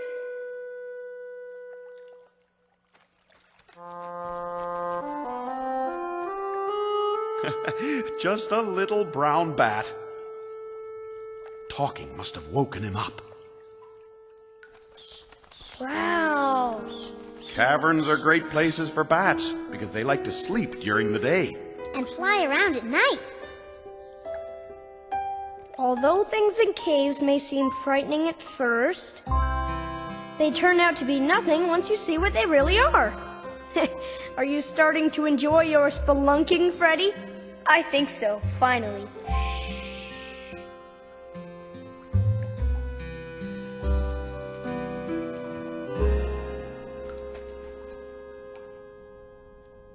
Look!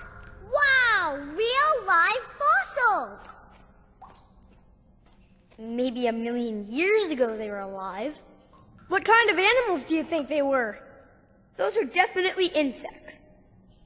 There's more over here. I bet there's even better ones around the corner. Sorry, troops. Looks like this is the end of the line. Aw, but we were just getting to the really good stuff.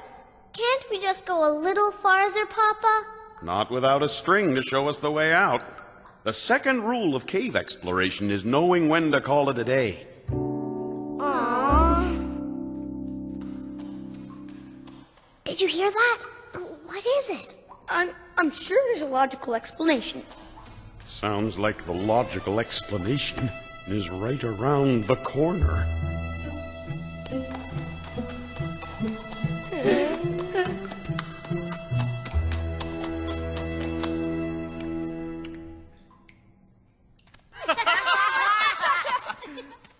Whew.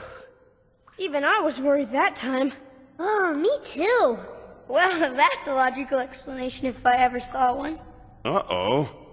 It looks like we've hit a little snag. Our string path turned into a spaghetti lunch for this goat. Does that mean we're lost? We can't find our way out? We're stuck in here forever? Now we just need to take a minute and think this through carefully.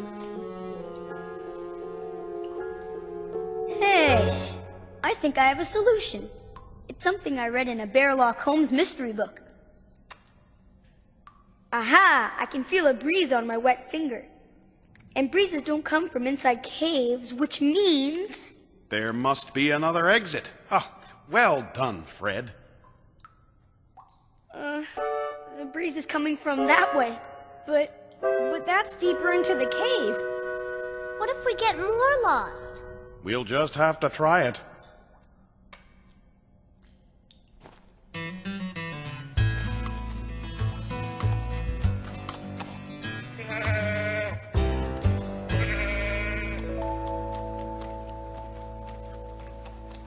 Sounds like an underground stream!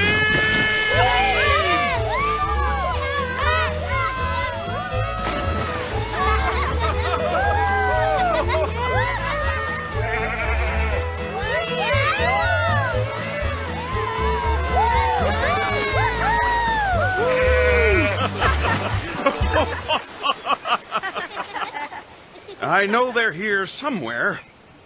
Aha! Here you go.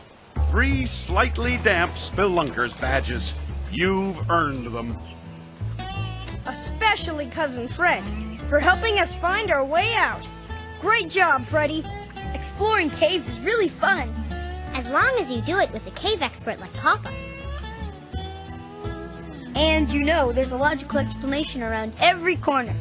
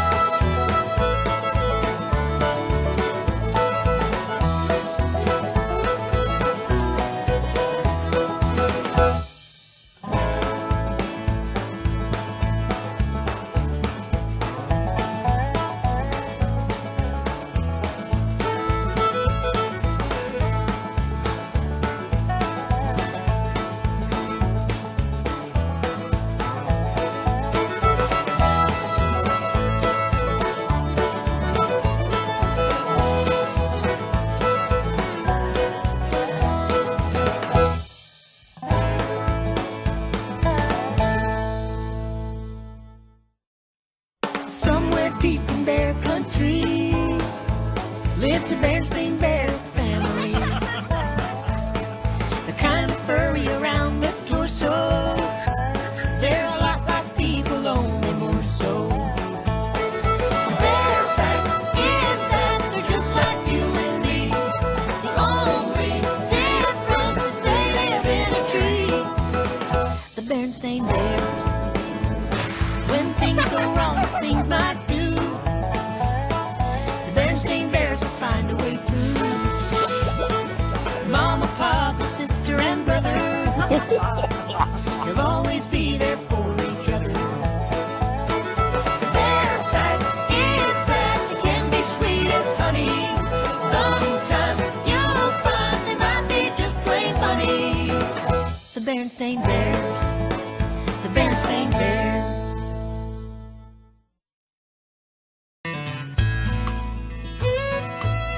Sometimes we don't like the same things. It's true. But that's what's so special about me and you. How many cubs are coming to your house to play hide and seek on Saturday, sister? 1, 2, 3. Oh, a lot. Wow. I wonder if there'll be enough hiding places for everyone. Did you just say you invited all your friends over this Saturday? Yes. But I invited all of my friends over to play this Saturday, too. How many? A lot. Uh-oh. What are we going to do? Hey, I have an idea. Please? That's a lot of cubs. That's not just having friends over. That's having a party. Oh. Which is perfectly fine with me. Yay! We're having a party! All right. We have to get balloons. And think of lots of games to play. And we need party invitations to make it official. We'll have to figure out what to serve everyone for lunch. Don't worry, Mama. We'll think of something. Let's check the kitchen. A party! Yippee!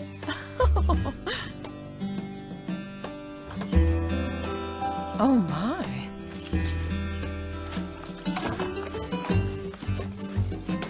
Aha! Goodness me! I can't imagine what sort of concoction you'll be serving your guests with all these ingredients. I certainly hope you have a name for it. We sure do, Mama. Peanut butter, mushy banana, and crushed honeycomb sandwiches. Mmm. With a pickle. Everyone's going to love them as much as we do. Oh, you think so? You betcha. Now we have to figure out what juice goes best with mushy bananas and pickles. Orange juice or grape? What if some of your friends don't like orange juice? Then we'll give them grape. What if some don't like grape? We'll give them orange. And what if they don't like grape or orange? What if some of them don't like peanut butter, mushy banana, and crushed honeycomb sandwiches? With a pickle. As much as you do. Everyone likes and dislikes different things, even you two. Now, who'd like some puffy rice cereal? Oh, me, Mama. It's my favorite. None for me, thanks. I only like Honey Bits. Hey, you're right, Mama. It's like when I put ketchup on my hot dogs. And I put mustard on mine. That's right. And there's nothing wrong with liking or disliking different things. It's all part of what makes each of us special. I know. Let's ask all our friends what they like and don't like to eat. That way, we can make something that everyone likes for our party lunch on Saturday. That's a great idea, Cubs. Tidying up this mess would be another great idea. Any volunteers? Yup. We can do that. Wow, invitations and everything. I thought you were just having a few cubs over on Saturday, sister. It's now officially a party. We're going to have games and balloons and all sorts of fun stuff. Oh, I love parties. This will be the best party ever. We just need to find out what everyone would like to eat for lunch. How about egg salad sandwiches? Gross. Besides, party sandwiches are so old-fashioned. How about spaghetti? All right. Double gross. Yeah. You told me last week you liked spaghetti, Stacy. I liked spaghetti last week, Queenie. This week, I like egg salad sandwiches. Spaghetti. Queenie, yes. Stacy, no. And Stacy, yes. Queenie, no on the egg salad. Got it. It's great that everyone likes and dislikes different things. That's all part of what makes each of us special. Sister and I are trying to figure out what everyone would like for lunch on Saturday. So, tell me, Cousin Fred, what's your favorite fruit juice? Actually, I don't like juice, brother. I like milk. No milk for me, brother. I'm lactose intolerant. Bet you don't know what that means, do you? Extreme sensitivity or allergy to milk products. Oh. Yeah, milk gives me a tummy ache. You mean you can't even have milk with cookies? Uh-uh. Once I tried dunking a chocolate chip cookie into a glass of orange juice. Yuck! You can say that again. I haven't eaten a chocolate chip cookie since. Orange juice is okay, though. And chocolate gives me a rash. No problem. Everybody likes and dislikes different things. It's part of what makes each of us... Ew. Cheese sandwiches again? I thought you liked cheese sandwiches. Not day after day after day. One more cheese sandwich and I'm gonna turn into a mouse. You know what I really love? Cheese sandwiches. Cheese sandwiches. Okay, now what don't you like, Lizzie? Let's see. I don't like tomatoes, or rice, or mayonnaise, or celery, or nacho chips, or squash, or mushrooms, or tuna fish, or peanut butter. Well, do you like anything else besides cheese sandwiches? Not really. Oh.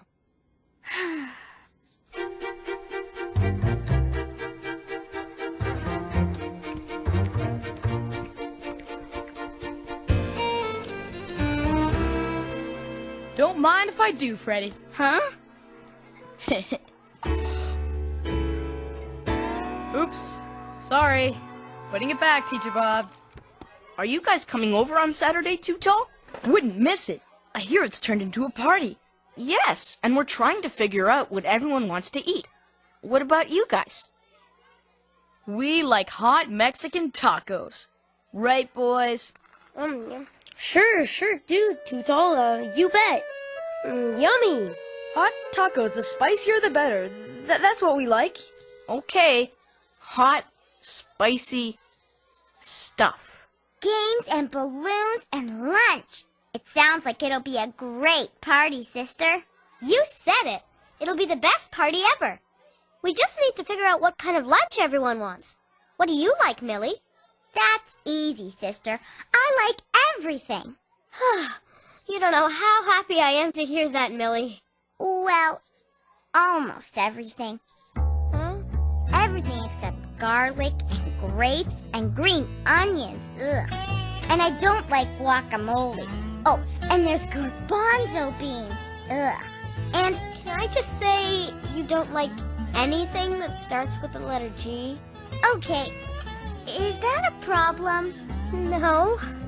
Everyone likes and dislikes different things. There's nothing wrong with that.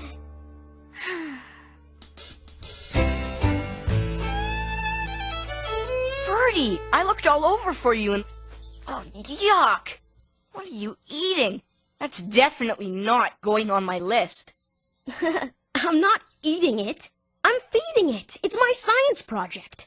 I'm making mold. Isn't it fascinating? I was wondering what you, and your mold, would like for lunch at the party on Saturday. Well, my mold here likes bread, especially rye bread. Rye bread for Ferdy's mold. Okay. And I'm trying to cut down on calories and lower my intake of non-hydrogenated fatty acids. Huh? Never mind. How do you spell hydrogenated?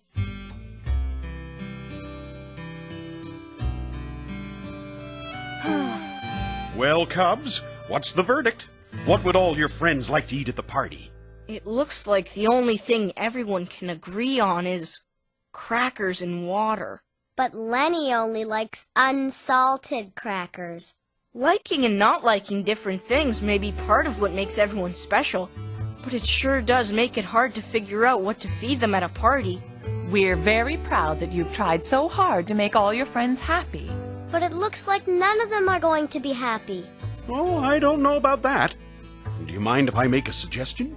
How about pizza? Pizza! Everyone loves pizza. But nobody will be able to agree on what toppings to put on the pizza. Don't you worry. I'm an old pizzaologist from way back. Your guests will love Papa's pizza. I guarantee it. Yay! Thanks, Papa.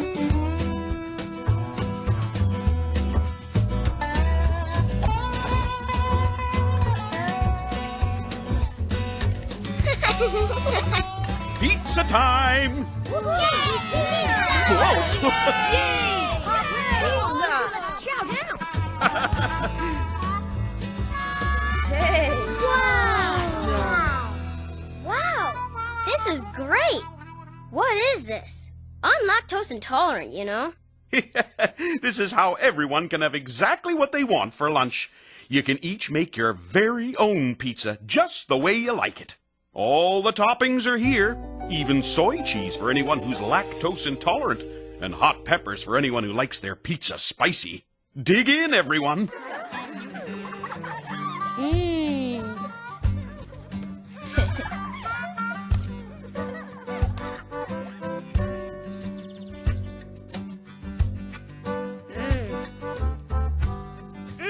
That's yummy.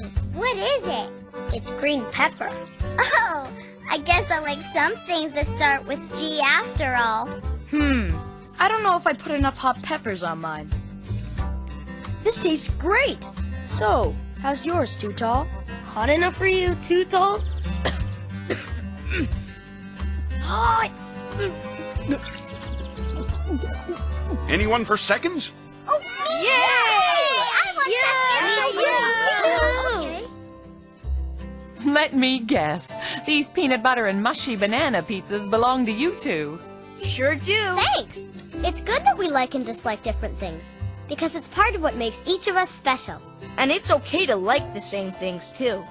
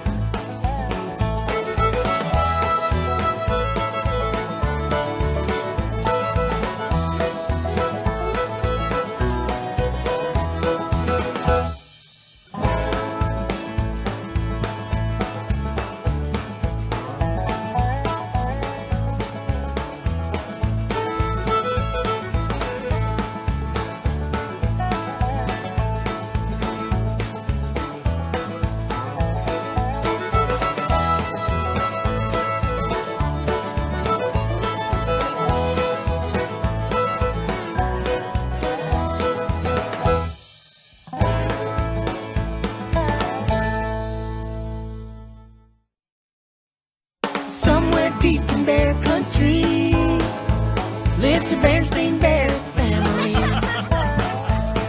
They're kind of furry around the torso. They're a lot like people, only more so. The bear fact is that they're just like you and me. The only difference is they live in a tree. The Berenstain bears. When things go wrong, as things might do, the Berenstain bears will find a way through.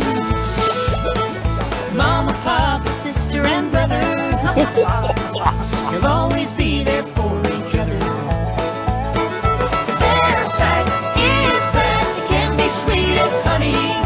Sometimes you'll find they might be just plain funny. The Berenstain bears.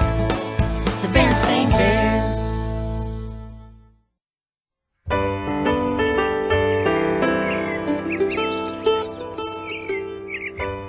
Cubs don't expect the big job they will get when they jump up and down and beg for a pet.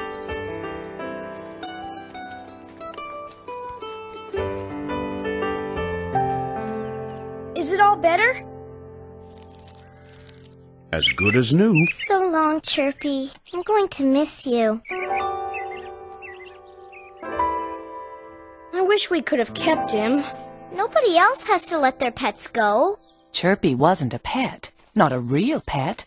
He belongs back in the wild where we first found him. Then I want to get a real pet. All the other cubs in the neighborhood have one. I don't know. Owning a pet is a big responsibility. But we took good care of Chirpy. We built that really nice nest for him with grass and dandelion fluff. I even read him bedtime stories. It's hard to find better care than that. Please?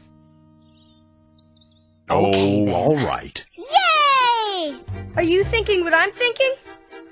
A horse? We can ride it to school. Whoa!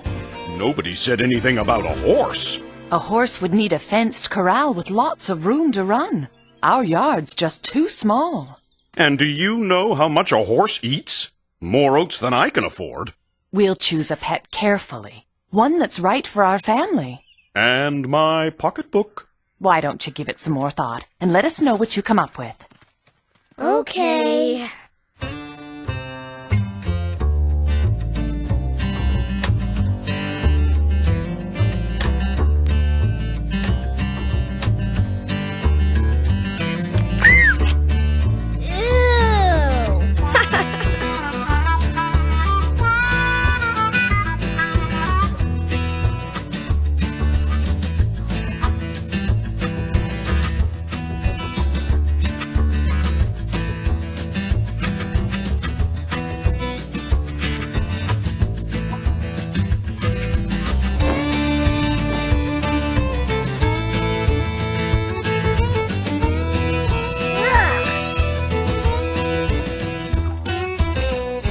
And did you see how far its tongue came out? See it? I felt it when it touched my fingers. It was gross. What about a turtle, then? They're cool. And they come with a free house. They do? Sure, you know, they're shells. Turtles are too... turtley. Huh? I want something that's warm and cuddly. If you want something warm and cuddly, why don't you just get your old blankie? Well, if you want a pet that's cold and slimy, you should get some slime. What's all the commotion about? None of the pets that Sister wants are any fun. All the pets that Brother wants are too weird. They are not. Are too. Now, settle down. We'll go to the pet store. Maybe they'll have something there you can both agree on. The pet store? Okay. Now remember, cubs. We know. Nothing that eats bugs. Or smells that. Hey! What's Farmer Ben doing? It looks like his chickens are on the loose. Let's give him a hand.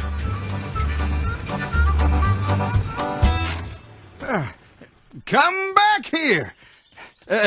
Heel. Oh, boy. Sit. Heel? Sit? Farmer Ben must be trying to train his chickens. Puppies! Oh, they're so cute. Oh, these pups are getting to be quite a handful. I'm going to have to put an ad in the paper to see if I can find them good homes. Can we have one, please? I don't know. We'll think about it. What do we have to think about? Well, for one thing, there are the vet bills to consider. Not to mention dog tags and licenses. All of that costs money. We can save up our allowance money to help pay for it. Oh, my. It is kind of cute. We'll take it. Yay! We're getting a puppy! Let's call him Prince. That's a fine name for a boy dog, but I'm afraid the one you're holding is a little lady. Maybe that's what we should call her, Little Lady. Wait till you see your new house. You're really going to like it.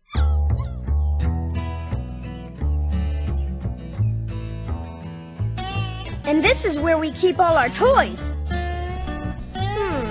Let's see if I can find you a ball to play with.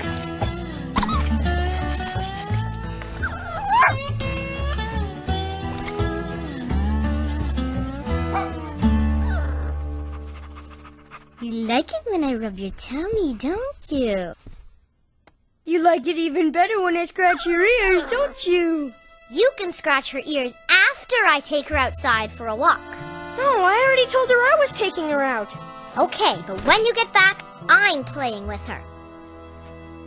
First, we're going to teach her how to fetch a ball and jump through a hoop. Then we can take her to the playground and show her how to go down a slide. Huh? Uh-oh. Where is she?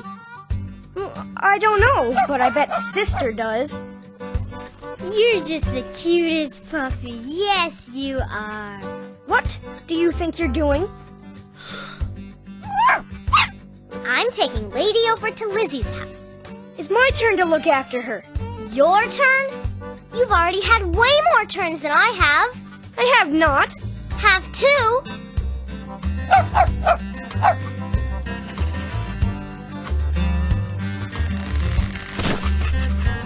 Nice going! Now jump through the hoop! Way to go, lady! She sure is a fast learner. What did I tell you? She's amazing! Go get it, little lady! That a girl, you can do it!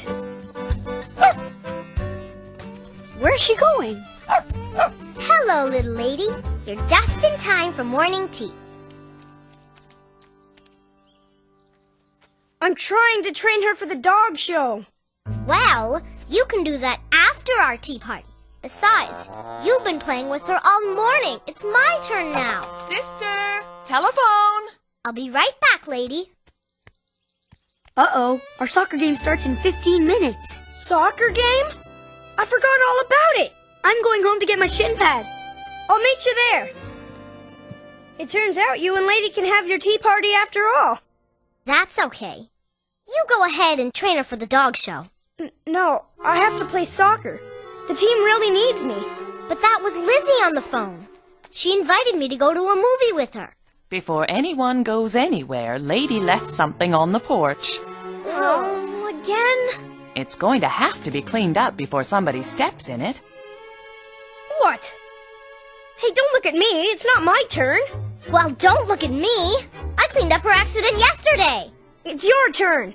No, it's your turn. I know how we can settle it. Heads is my turn, tails it's yours. Have fun. Best 2 out of 3. That's what I thought, too.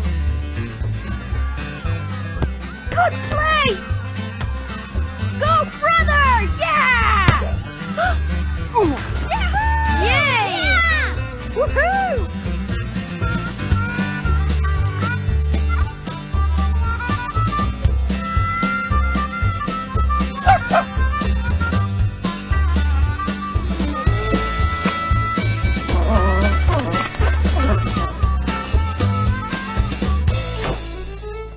Sister? What are you doing here? What am I doing here? What are you doing here? You're supposed to be looking after Lady. No, I'm not. I won the coin toss, remember? That was for cleaning up her accident. It was for cleaning up her accident and looking after her. No, it wasn't. Yes, it was. Well, if we aren't looking after her, who is? No, lady! Stop!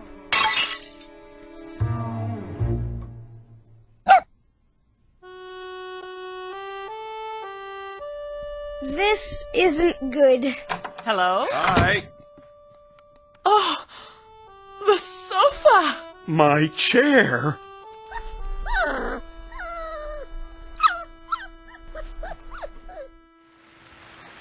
Maybe we should have asked for a goldfish instead. At least we wouldn't have gotten it into so much trouble. It's not fair to little lady. We should be the ones out in the doghouse. This vase is in more pieces than a jigsaw puzzle. What could have possibly gotten into her to do such a thing? We know what got into her. What do you mean? We weren't exactly looking after her when she got into trouble. You weren't looking after her? She didn't get outside for any exercise all afternoon. Not even a walk. That's why she wrecked the living room. She was just trying to have some fun. Looking after a puppy is a round-the-clock job. It isn't something you can just put off until later when it's more convenient. We're sorry. I guess we aren't very good puppy owners. Maybe you can make it up to her. How about giving her a little snack when you bring her back in? We can bring her back in the house? You mean it? After hearing what really happened, I think she deserves another chance. Come on, sis. Let's go tell her the good news.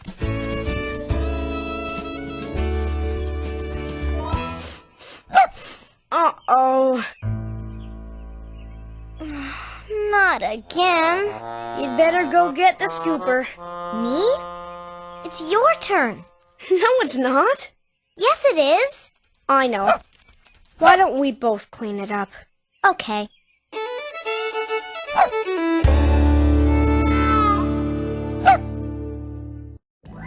Oh, I love to dance. Welcome to Bobby's world. Don't you hate it when your parents go out dancing? Because that way they always have to hire a babysitter. Gee, if I'm going out dancing, I better change into a cartoon.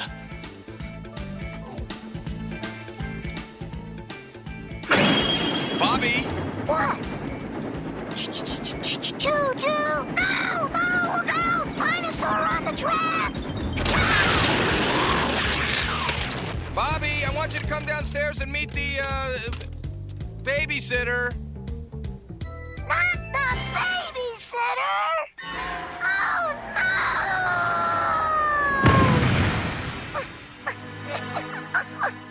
Bummer. This means my parents are going out without me. I'm gonna be left all alone with a stranger. Give up yet?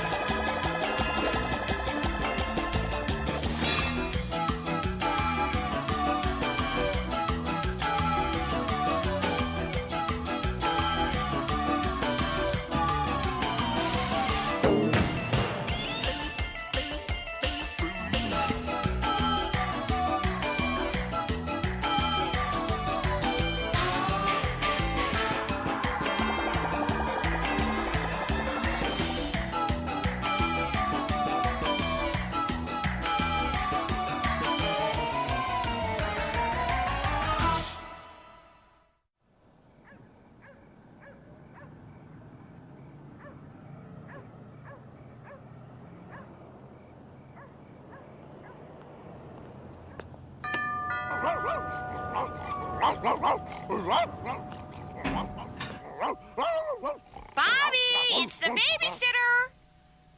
I know. Round one. The babysitter arrives. Well, Bobby, answer the Jeek Alley door. Why? You didn't ask me a question. Bobby, let her in.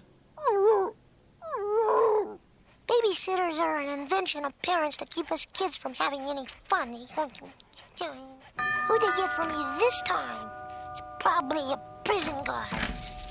I'm your babysitter, boy. Just so we have no failure to communicate, I only have one rule. It's my rule.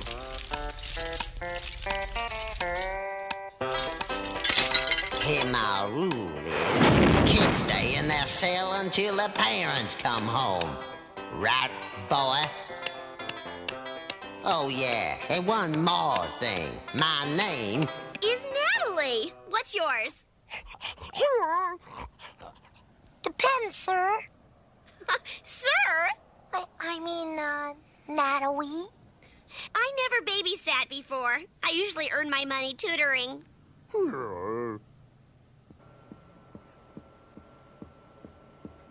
If I'm late to my concert, I'm coming right back home, okay?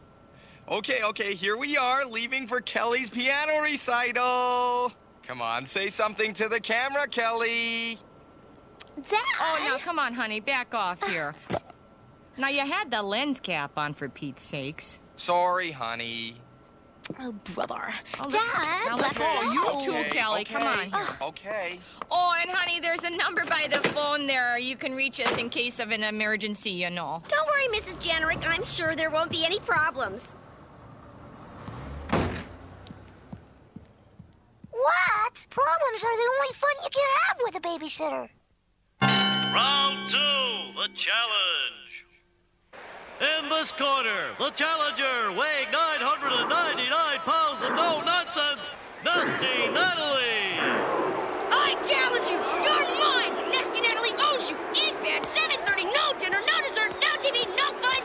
You do what I tell you, or you're raw pizza! I'm gonna come down so hard on your fantasy, you won't be able to dial 911! Out of this corner, weighing not very much, the kid who's always being left behind, Beastly Bobby. Sticks and stones will break my bones, but names will never... Never mind. Don't let her get to you. She's all talk. Talk? You're darn right I'll talk. If you do anything, I'll call your mother so fat. Hey, I thought your name was Beastly Bobby. What's that D on your head? Yeah. What's the D for? Dork. Oh, okay.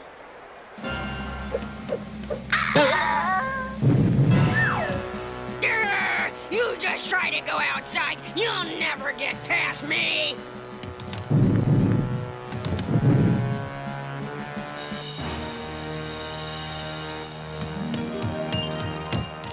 Don't call me, I'll call you. Ha ha.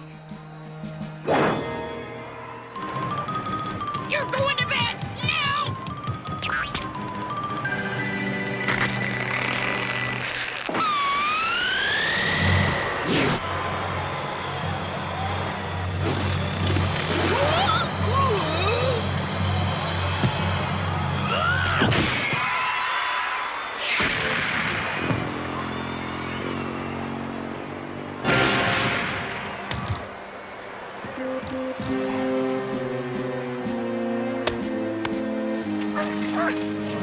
And Dynamic Dan has got Vicious Vic in a step over Toho. Bobby, cut it out. The referee's counting. 1, 2. We better turn this off. This wrestling junk is freaking Bobby out. Oh, man, just when it was getting good. Well, whenever I'm too jazzed, I read. I think we should have a rematch. Therefore, the study of geomorphology is the study of the Earth's surface, while climatology is the study of climatic conditions. Derek, do you want a pillow? Sure, thanks. Natalie, would you like a pillow? Why, yes, Bobby, thank you. So, from the military geography, we get the term pillow fight! Attack! Attack! Counterattack!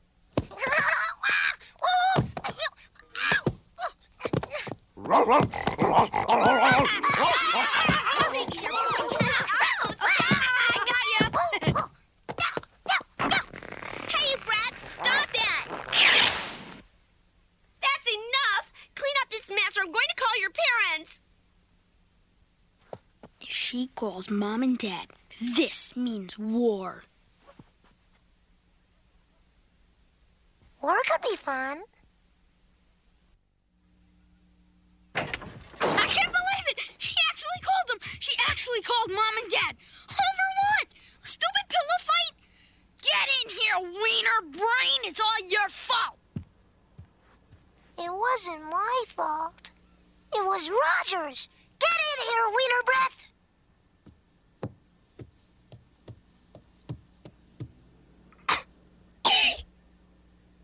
What are we gonna do? I mean, we can't sit in my room all night. I got an idea. Follow me to the kitchen. Round 3, Bobby's idea.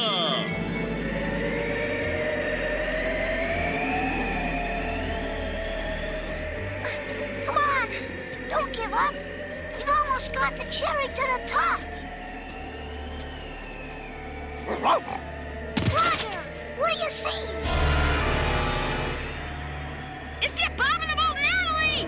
Get away from the ice cream! It'll spoil your dinner!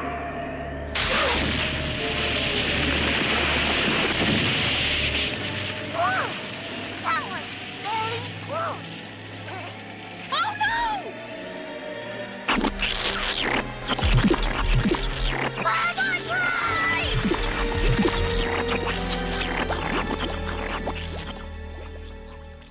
Are you eating ice cream? Fudge. What are you stooges doing in here? Making a mess? You can tell that Natalie is almost an adult. She's asking stupid questions that she already knows the answer to. Oh, now I have a mess in the kitchen to clean up. Why are you giving me such a hard time? I didn't do anything to you. Derek said you called Mom and Dad. I didn't call your parents. I was trying to reach my boyfriend. Close your eyes. I don't want you to see me naked. Okay. Get in the bath. Good. Now give me your arm. Okay. Good. Now your other arm. Here. See, taking a bath isn't so bad. Yeah. Oh, there's soap in my eye. Here. Now how's that? Thank you. Now dry yourself off.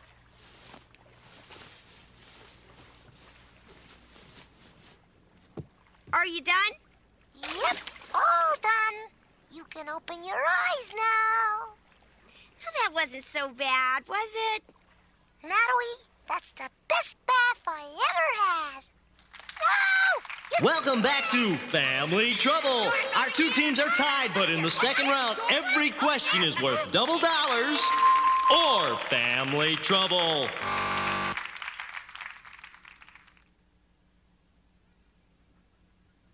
That's it. I want you two to go to bed. If you don't, it's trouble. It's not our bedtime.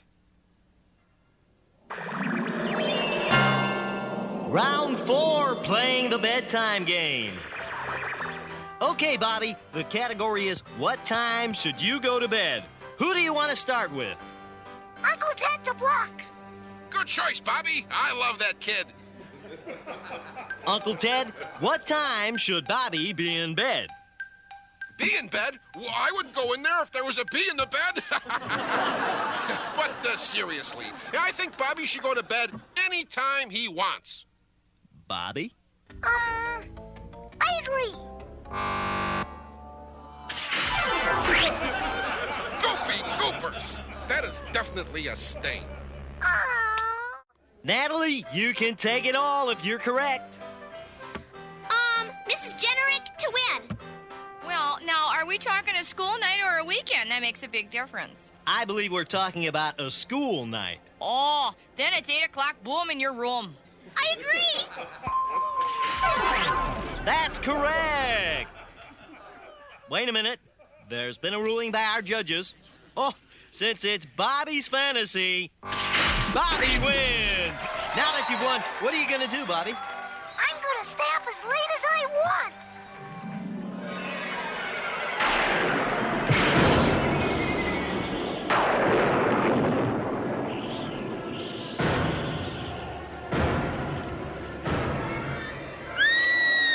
Look out! It's Mason!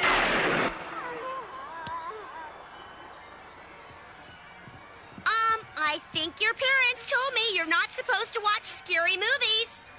Well, we've seen all 13 Scary Mason movies. Don't say a word. Yikes!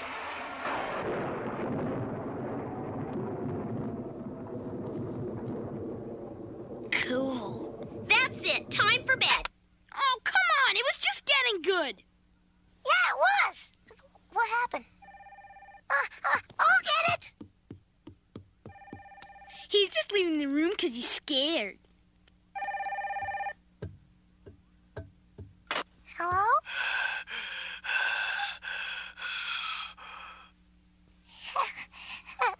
Hello? Sorry, I'm a little out of breath. Hello, is this one of the little dudes Natalie's babysitting? Yeah, I'm Bobby. Who's this? I'm Mason. Hi. Tell Natalie I'm coming over. Hello? Hello? Mason's coming over! Hello? Hello? Bobby, who's on the phone? Natalie, it's Mason. He says he's coming over. Never mind that. Just go to bed. Hello? Oh, that was Bobby. Yeah, I made the team, babe. Bonus, huh? That's great, Mason. I know. I could come right over if I don't change. It's Mason! He's coming to get us! What are you so scared about? There's no Mason, you little dork. He's only on the TV. I'm coming over to get you. And the punks. No, don't come over. Their parents aren't here. Mason, no, don't come over.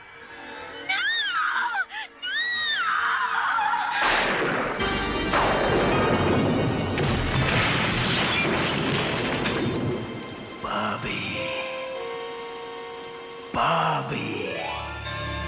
Round 5. The chase is on. Told you he was real. I'll never call you a liar again. That's right. Follow me. You're all mine.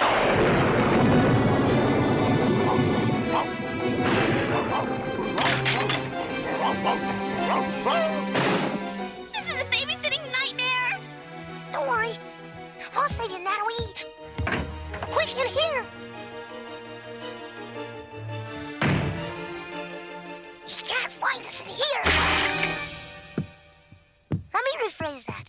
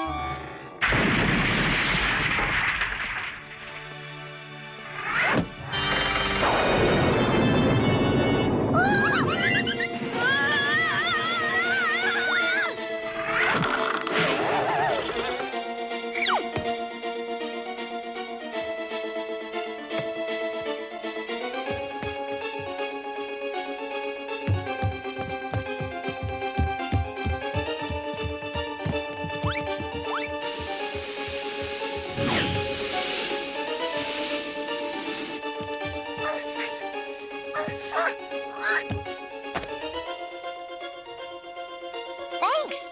My pleasure. What a polite monster. Wait a minute. Come back here. We...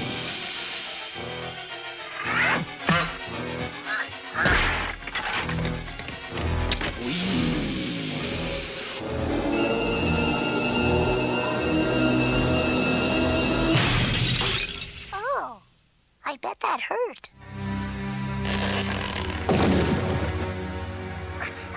Derek! Natalie! We got him! Bobby, Derek, get off Mason! Get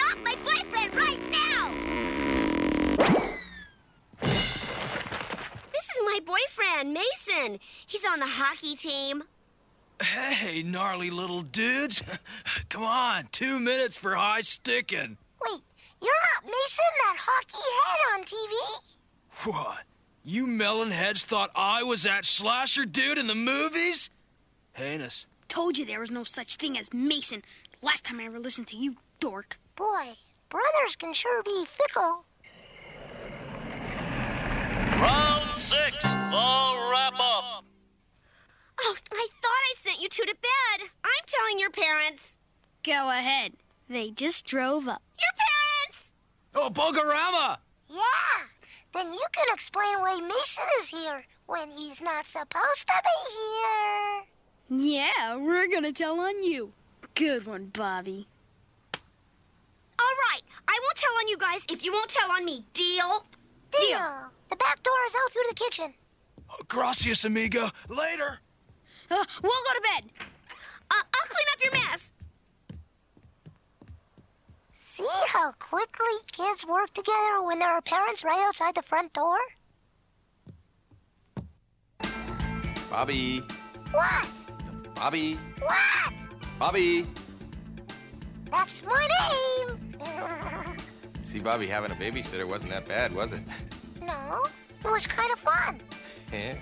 So then you understand why we have babysitters, huh? So kids can learn how to negotiate? Gee whiz, sounds like Bobby had a great time. Well, that's it from Bobby's World. Bye. And always remember, because that way you'll never forget. Does it? Boy.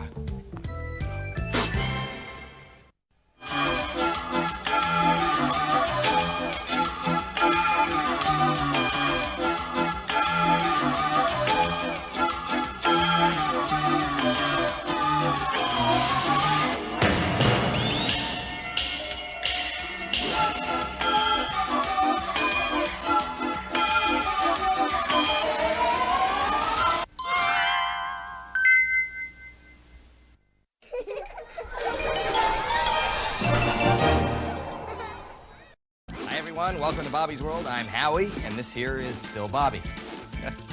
Hey, Bobby, you look pretty excited about today's show. I sure am, compadre. Compadre? What's that? That's Spanish. Oh. Well, anyway, on today's show, we're going to a baseball game. Wow. Everybody loves baseball, even lizards. Wait a second. How do you know that lizards like baseball? Well, they're always catching flies. He's a nut. Well, sometimes I feel like a nut, and sometimes I don't. But now I feel like starting the show.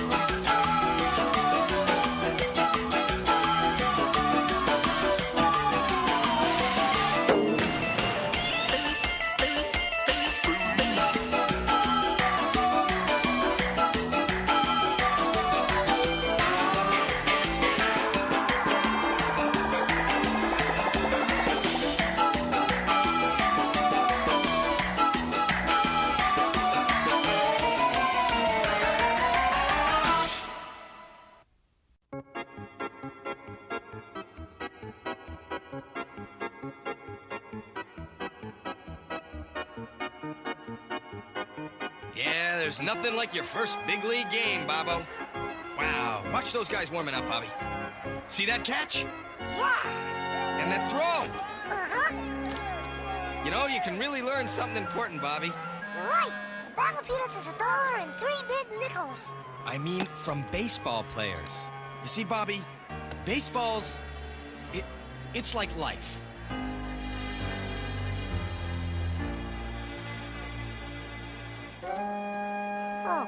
Oh, excuse me. Pardon. Oh, coming through. Oh, I'm sorry. Oh, I'm sorry. Excuse me. Coming through. Uncle Ted! Over here! Well, what do you know? I'm in the wrong aisle. Look, Bobby, that's Darryl Strawberry. He's been in 6 All-Star games. Do you see him? No. And Oral Hershiser. He's a future Hall of Famer. See him? No. Hey, there's Dave Krebs. See him? What position does he play? He doesn't. He works in my office. Oh. See why they call it America's favorite pastime, Bobby? No. I can't see anything. Aw, little buddy. How about now? Yeah! Ladies and gentlemen, please rise for the national anthem. Is it just me, or do I have the worst seat in the house? Heads up, Bobo. Heads up. Thanks, Uncle Ted. You're welcome. Gee, Dad, what's he doing? Well, he's just getting ready, Bobby. What's that? Well, he's still getting ready. Dad? Scratching and spitting, that's how they get ready. Sure takes them a long time to get ready. Go! Run! The batter just got a hit, and the man on third is running home. How does he know where we live? Not our home, but home plate. Speaking of plates, I forgot the nachos. Whoever wants one, say the word. Dad! One for you. I got it. Excuse me, coming out. Excuse me.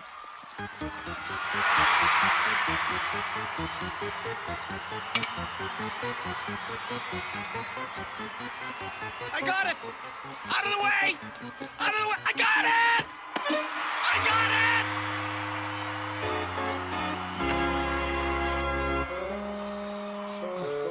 All my life, I wanted to get a foul ball. Foul ball?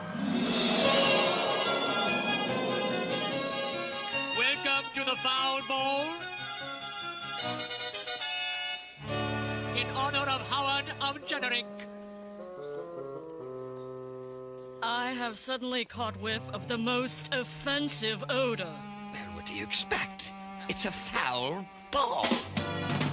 Boy, this stinks. I almost had it that time. Don't worry, Dad. We'll try again.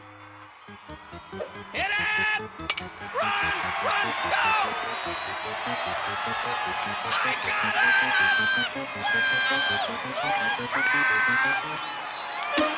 Ow! Oh! Ow! Ow! Off me! Get off! Ow!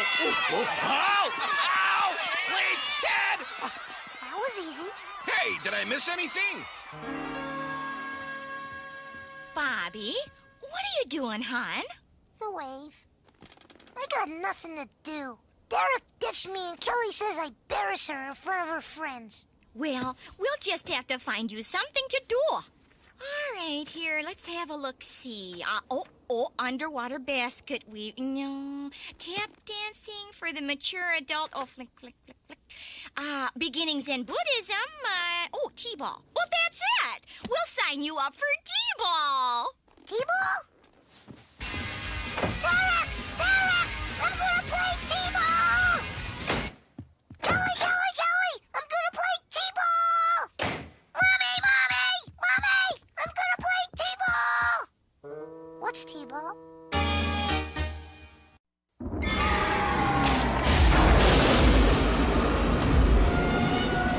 Mom!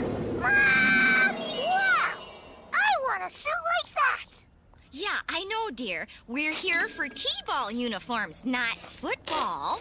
Hello! Oh, look at those muscles! Ow! You're gonna be one of the great T-ball players when you grow up. I am? No doubt about it. So what position do you play? Standing. Yeah, my youngest here, he caught one of those gee golly gosh foul balls at the game yesterday, don't you know? Then I bet you're a catcher. Well, Catcher's the backbone of the team. Can't have a game without the catcher. Gonna need a mitt? No, 2 mitts to be safe. Shin guards, cap, shirt, cleats, a few bats, chest protector. How about a cup? no thanks, I'm not thirsty. That should do it. Just pop over to the dressing room and try it all on. How come they call them dressing rooms when everyone can see me undressing?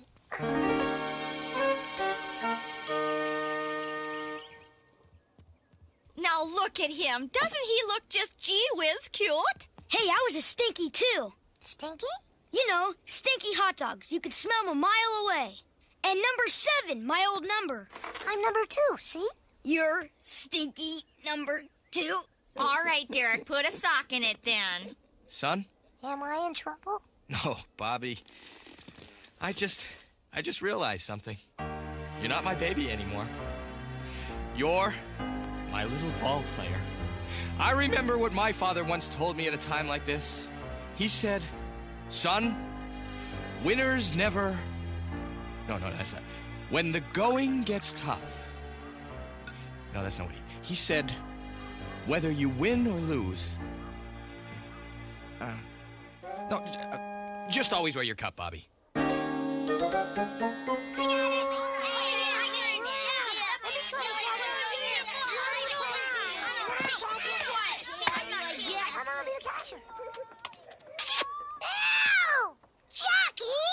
Hi, Bobby.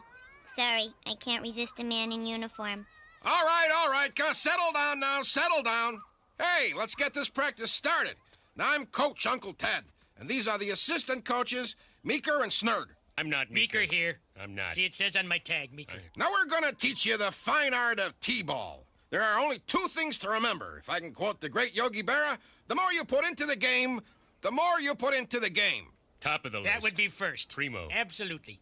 And second, on the Stinkies, we're all equal. From the best player right down to you, Bobby. Oh, that's real nice. Now let's see who can do what. Go. Yeah, it's going to be ringing for a long time.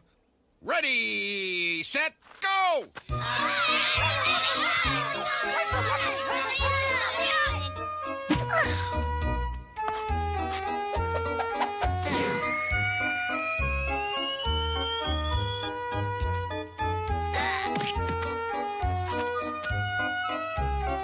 He's good. Oh, yeah. He's not. Yeah. She's got the stuff. Oh, We yeah. trade him.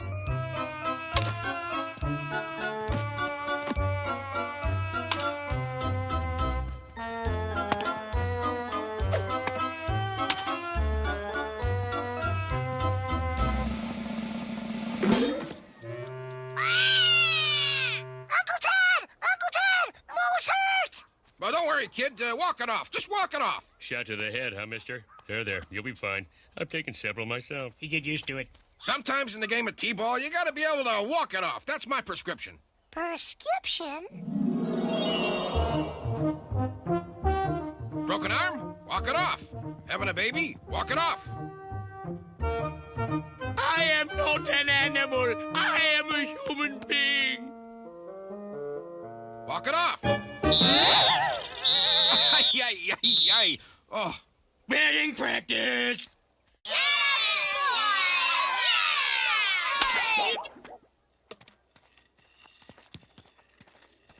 Oh, up.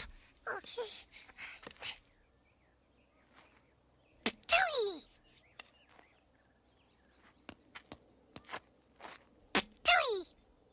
Time out.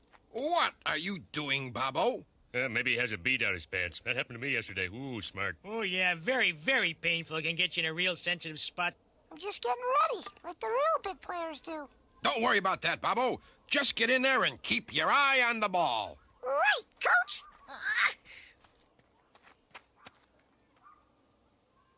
Whoa, I broke it. Well, maybe we could play upside down elbow?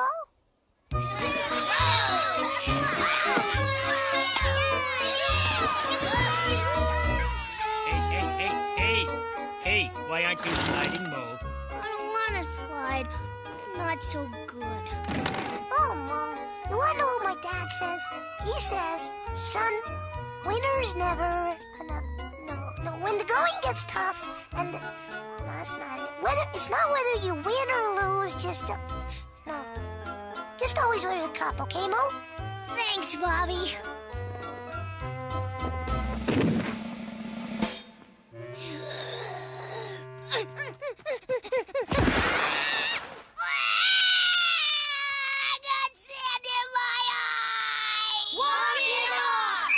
Will you stop with the whistle already? Just ask. Relax.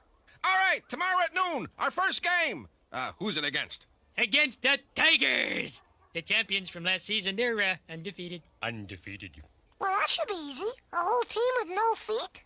No, bless No, your heart, son. no, son. It means they haven't lost a game. God, Zooks! Never lost a game. Get there early to warm up.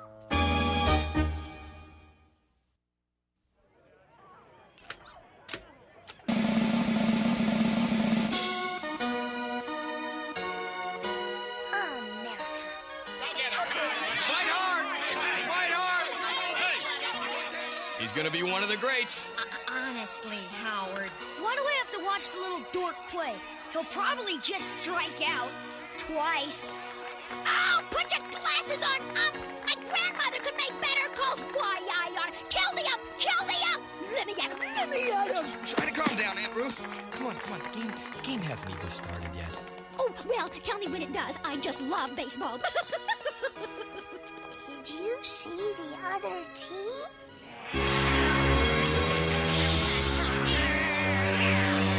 So, is everybody ready, willing, and able? Good. Well, good. That's what I like to hear. Now, go out there and get him. Oh, go, Stinkies, go. Go, Stinkies, go. Come on. Hey, Bobo, got your pregame snack right here, Bobo. Bananas for potassium, cola for balanced electrolytes, potato chips for the necessary salt, and, of course, some nachos. Uncle Ted, I'm not really hungry. I kind of have butterflies in my tummy. Oh, come on. Butterflies love this stuff. Oh, eat. It's the breakfast of champions. Come on, Bobo. Play ball!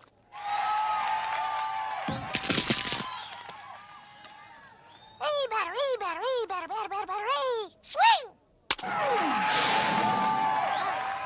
I said swing too loud.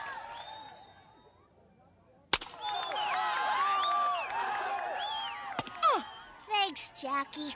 Better you catch it than I miss it. No problem, Mo. Way to go, Jackie.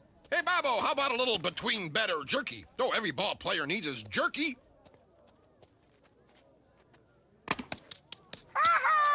You didn't hit that one very far.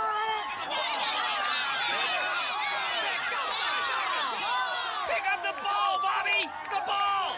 Go to first!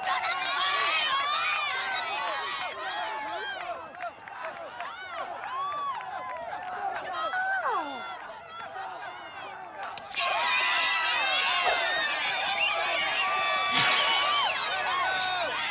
You're out!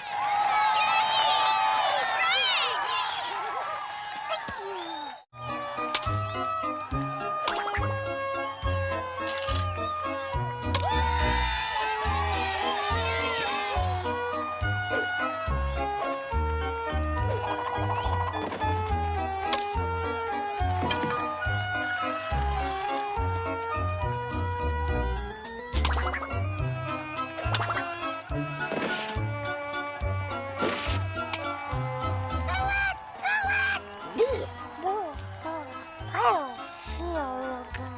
Honey, what is it? My tummy hurts. Oh, don't worry. I got just the thing. This bag of real imitation cheese-covered apple slices. No, Ted. Why not?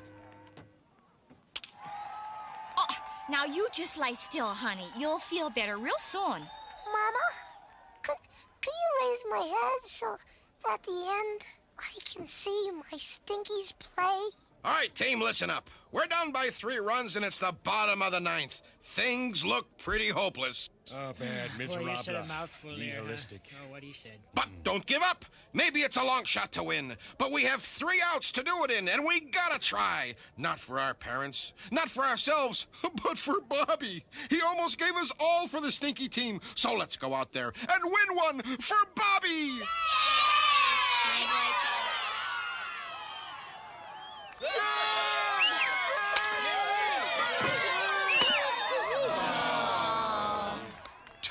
to do it in. 1 out to do it in. Okay, who's up now?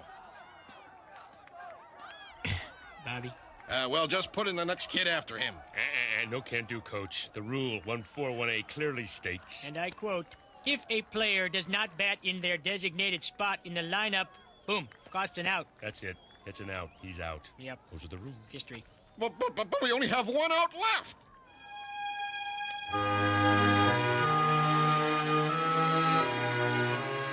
You know, oh boy, this is tough. How do I say it? Well, I can't ask you to do this, Bobo, but we only have 1 out left. And if you don't bat, we lose. Ted, for goodness sake, he's got a stomach ache. Oh, well, he can walk it off. It is the 3rd out. But Howard, he's a child, and it's only a game. No, Mom. Aunt Ruth. I have to do it. It's for the Stinkies.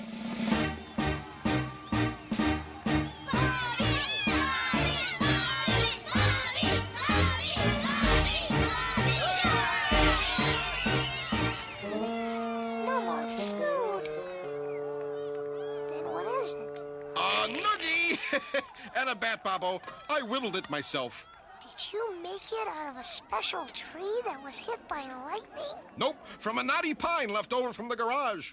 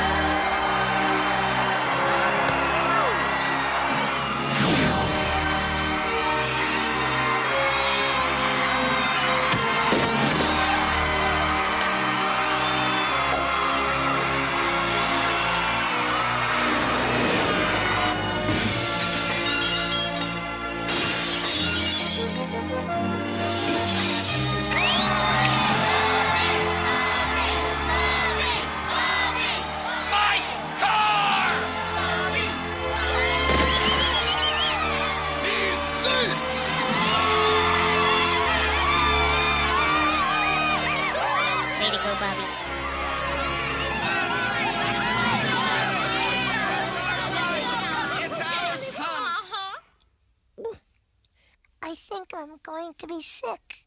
Give him air! Just kidding.